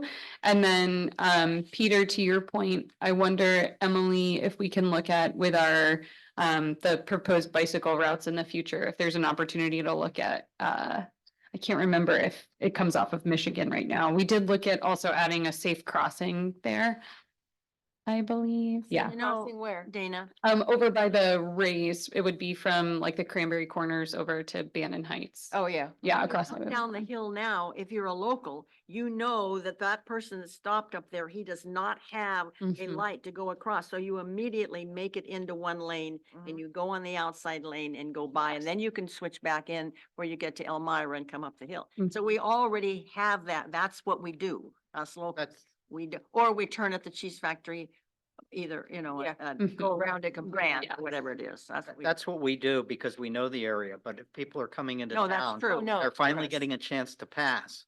That's when they speed up and jockey for position, and that's what I like about this plan, at least for that section of the road, because it'll slow people down. We're talking about bicycles, but it's also the speeding that The we have speeding going is a through huge town. That's a issue, we big know. problem, and I think this Well, addresses. I think this has been a good meeting. We may not all agree and we don't know. But I have a question. So Dana, is there a deadline on this plan? It has to be finished Well, by December 1st. No. I'm not sure that there's a hard and Yeah, fast deadline, but yes, we do there have is. an agreement. We have an order contract, that the consultant's under contract for, that, we have to complete it by a certain date. My recommendation, what I'm hearing from the council and commission, I think the project management team, which is city staff, myself and the consultants, understand that we're either at alternative 3 that we sort of presented today or do nothing. But to feel comfortable, we do a little more outreach on alternative 3, so at least the public knows what's proposed. Yeah. If we get feedback from the public that says absolutely not, then we know it's a no bill. No, I think that's, I think that's great. so we want Guess somebody. it's out of the to hot help. seat. Yeah. Mhm. Anything else, Dana? Not on this one. We have another item on the agenda though. that's What right. we do? So we can say thank you to Emily and Ryan for coming, presenting, and then thanks to our ODOT. All right, thank you. Oh, I know, yes. Thanks, everybody. Oh, yes. Thank yes. you. Oh, yes. Also, please feel free to spread the word about the survey. Yes, Until the end of the month. yes. Thank you, gentlemen. We have copies. Thank you. We do have copies of the survey here. They are on the city's website. We sent the survey out through the newsletters and notices and planning department updates. We've been trying to tell everyone to take the survey, but it is a great way to give input and also see the presentation. So we do have that all available online so people can see what we're considering. Great. Thanks so much, everyone. Thank you. Thank you. Okay, we can move on to the next item. if you're ready. This is the planning department work program. Yeah. This is our annual opportunity. It looks like we've lost a lot of people. Oh, okay. Do you want to So take? why don't we take 5-minute a break? 5-minute break? Okay. please? Yeah. Everybody I will make it quick. This is your annual opportunity to meet with the planning commission and city council together, to discuss the annual work program. Historically, what we've done is we've met in work session to determine what's going to go in that work program, and then the city council adopts it before the start of the next fiscal year. The planning commission met in work session last month and discussed what we had accomplished so far this year, what we still plan to accomplish this summer, and then what we wanted to put on next year's work program. I'll just very briefly add that we have 2 projects left this year, which is the master plan developments, which they've talked about in work session, but we need to bring through the code adoption process. And then the other one is the code cleanup. On that code cleanup is the addressing the parking for hotels, because right now it says that only 1 parking space for every 2 rooms is required, and we want to make it the same as a motel, which is 1 space per room. The other thing is I've heard that there's a desire to change the approving body for decisions in the architectural review overlay zone. So that is we've had that on this list as a full project to look at the AR zone, which is primarily Old Town. But we can very easily adjust who the reviewing body is for that. And we can look at if there are any other sort of processes that we want to clean up. That's what the code cleanup's for. So we can change it so that if there is a color not on the approved color palette, that staff is the reviewing body, which does improve the efficiency of the process. And then they can appeal it to the planning commission, who can then appeal it to the city council if they don't like the decision. Right now, what happens is it goes to the planning commission and then it is appealed to the city council. So that's easy to put in the code cleanup. And then the other thing that we've been wanting to do is reorganize the code so that it's in tables rather than individual chapters. Frequently, we get people who come into town and say, where can I open this restaurant? And instead they have to look through each chapter to figure out if a restaurant is allowed, rather than just see a table that says restaurants are allowed in all these zones. So that's on the code cleanup list. The other projects that are in here, I've provided you last year's work program and the sort of what's going on and some ideas for the upcoming year. I'd like to add or mention that we will always have a code cleanup on the list because it's great to just have a placeholder for fixing anything. We were selected to get funding to do a housing code update. So I would like us to take that on in the next year. That would be addressing the missing middle housing. We have master plan development still on our list. We are in the middle of a transportation system plan update. We did receive funding for the beaches and dunes overlay mapping and code update. So that takes you to some of the other possible projects that you can add in.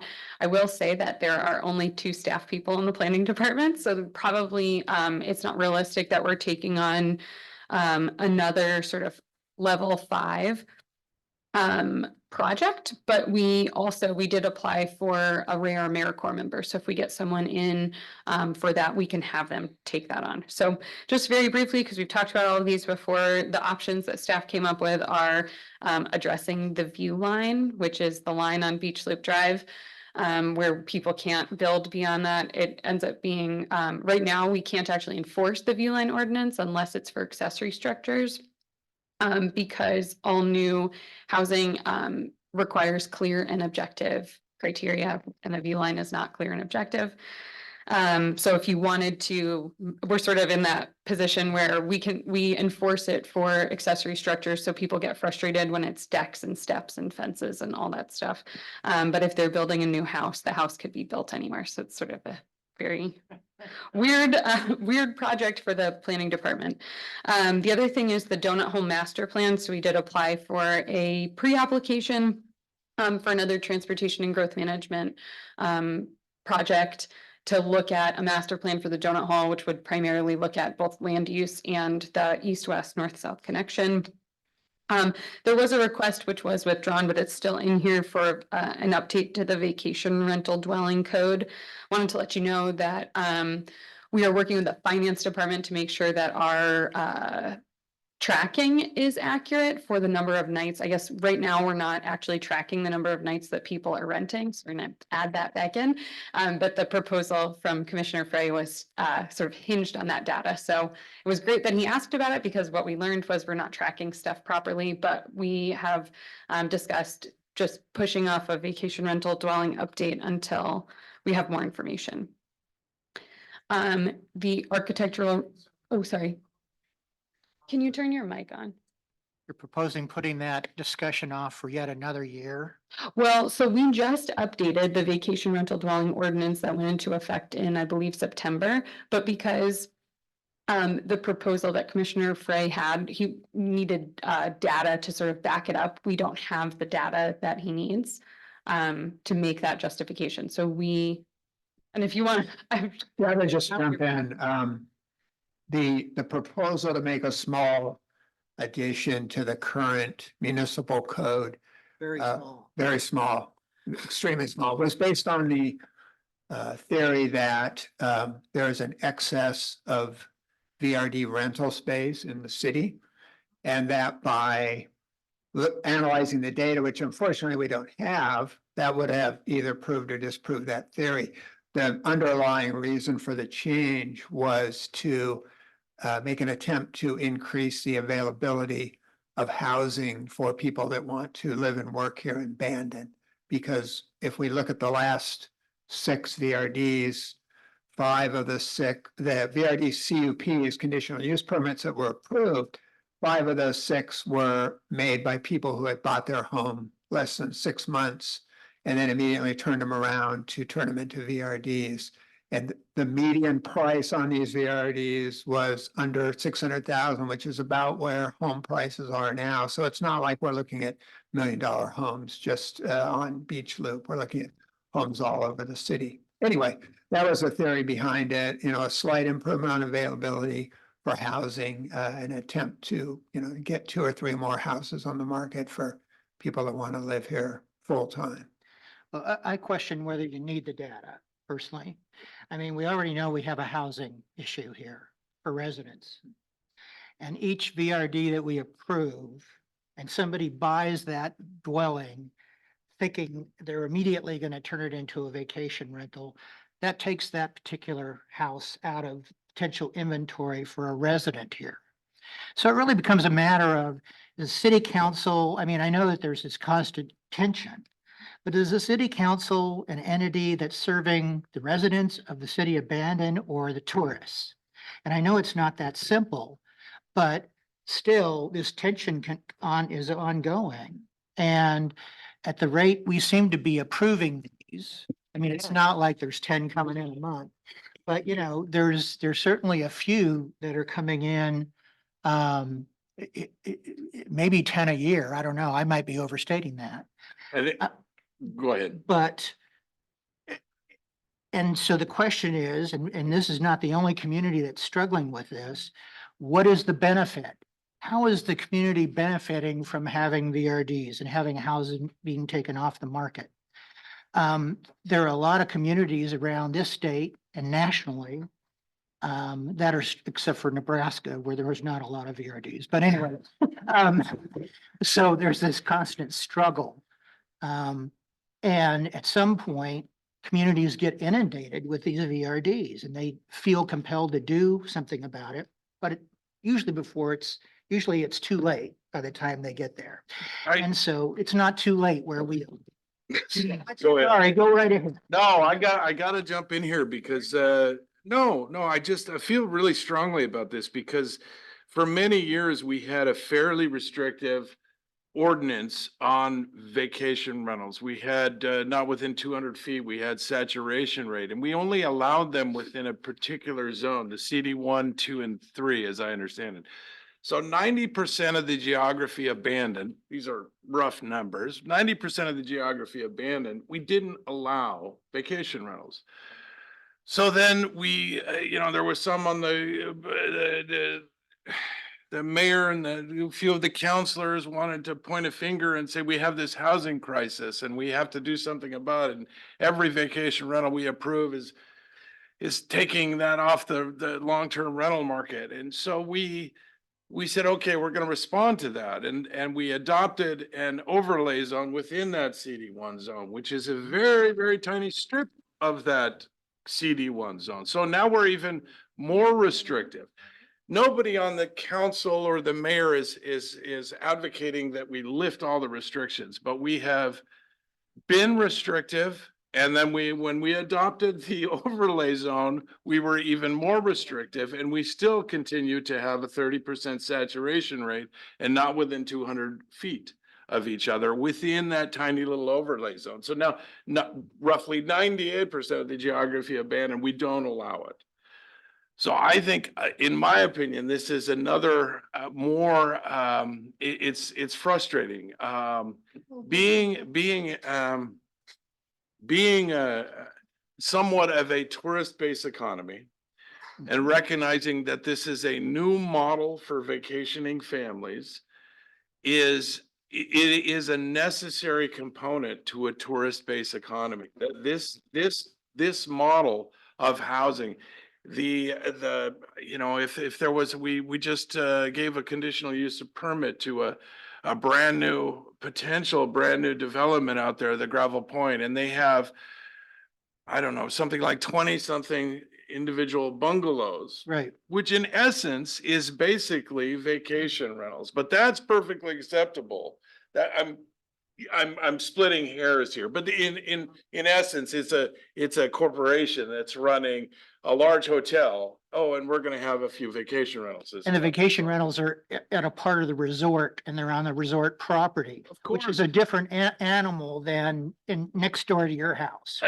I'm splitting hairs by calling them like vacation rentals. It is resort property, but it is a model that's, I feel, is necessary to a tourist-based economy. Not everyone wants to stay in a hotel. We don't have these kind of restrictions for development of a hotel. Well, our community continues to evolve, and despite the restrictions, VRDs continue to proliferate. And that's really what the issue is, not that we should have. Proliferation is an overstatement. Yeah, and Peter, I agree with you that VRDs are a necessary component for our city. But the basis of the point was, we have enough VRDs, we don't need more.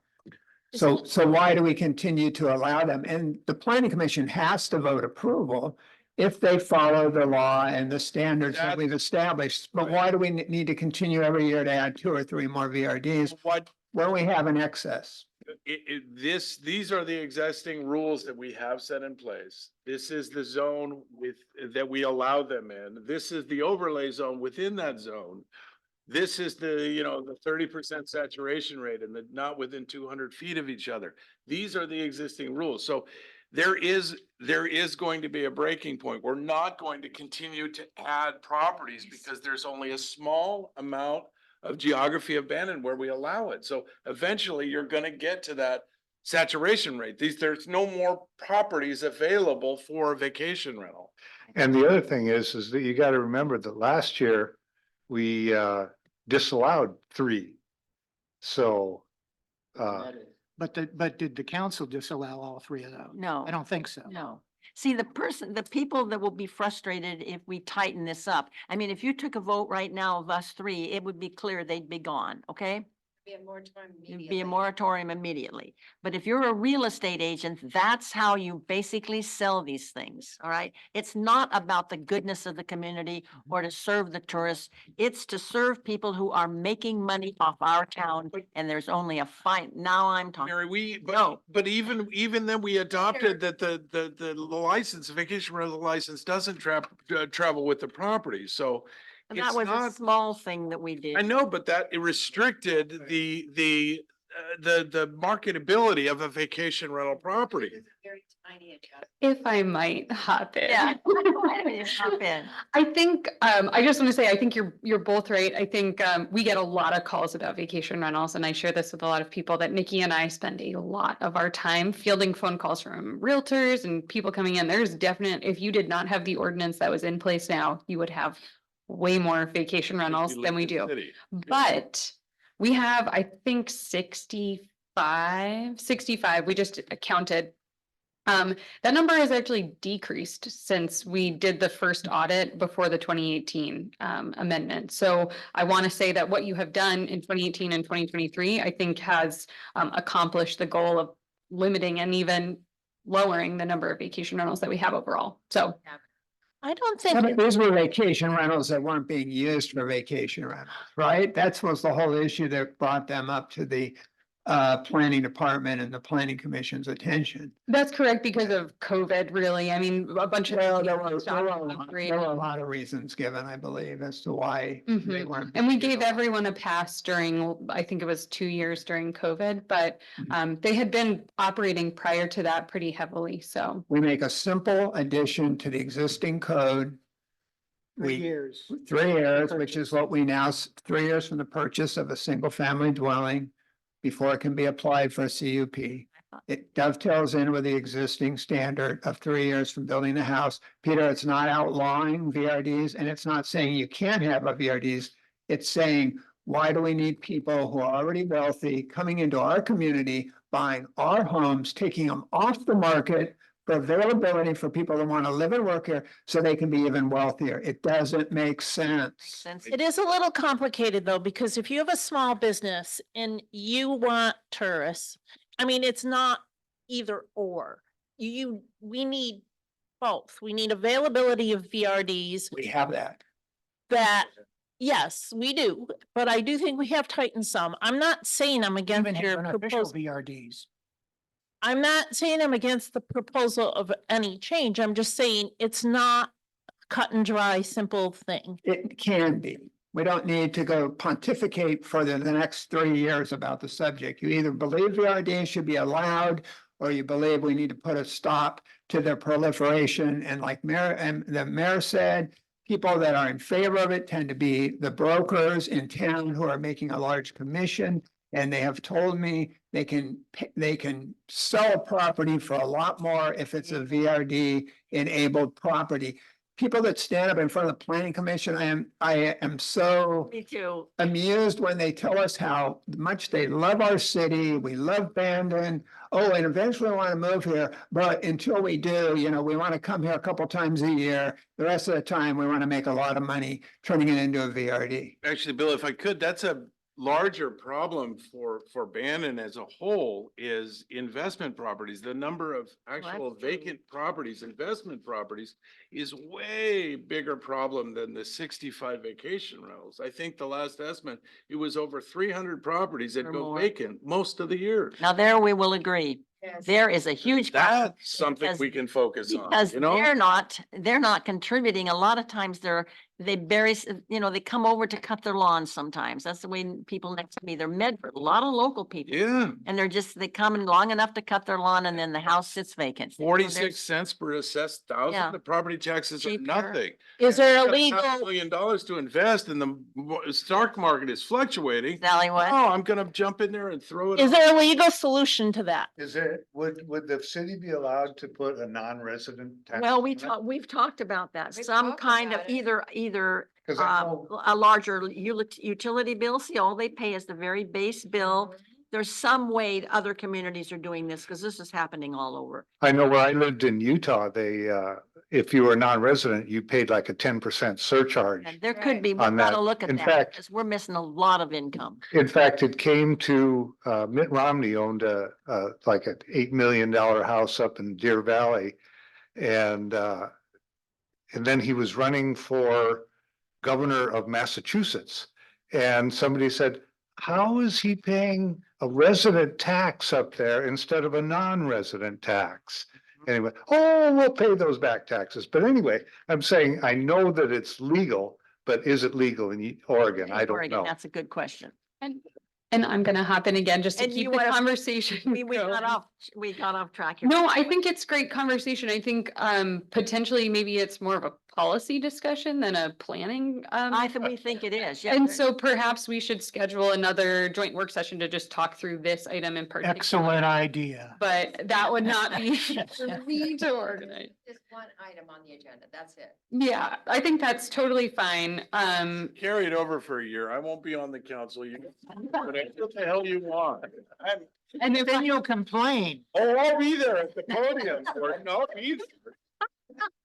there are just 3 more items on the list that I will go through. The other options are an architectural review overlay zone update. Again, that's that's a bigger ask than just the sort of quick fix, but I would like to reiterate that I think it's really necessary.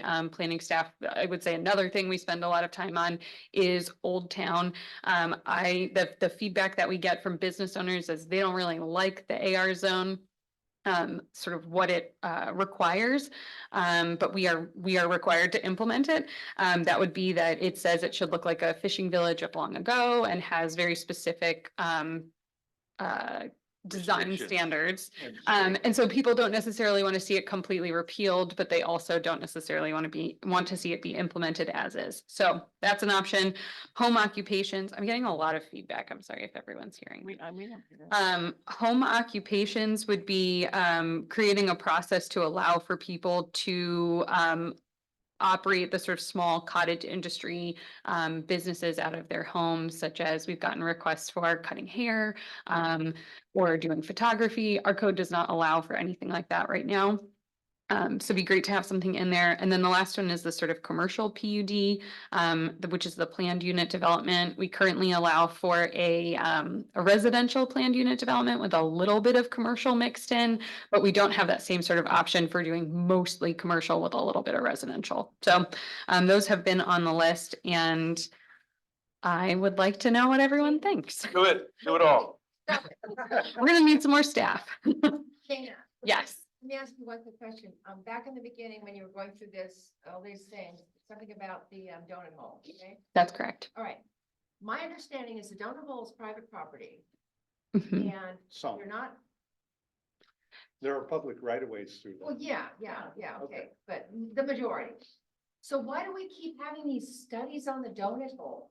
Because until they annex, they're not part of this. I think this is a little bit of like what comes first, the chicken or the egg, because you don't want to annex something if you don't have a plan for what you're going to do with it. So We've been doing these plans of the donut hole for years.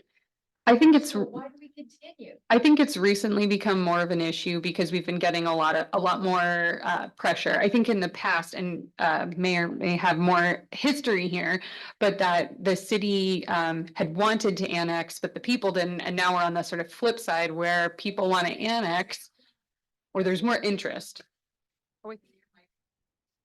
In the old days, there were a lot of big parcel owners, and most of them were from out of the area, but not a lot of those have sold and their home sites, and so they're more interested than they were years ago. They were not interested. So you've got a study planned in this work program for this next year.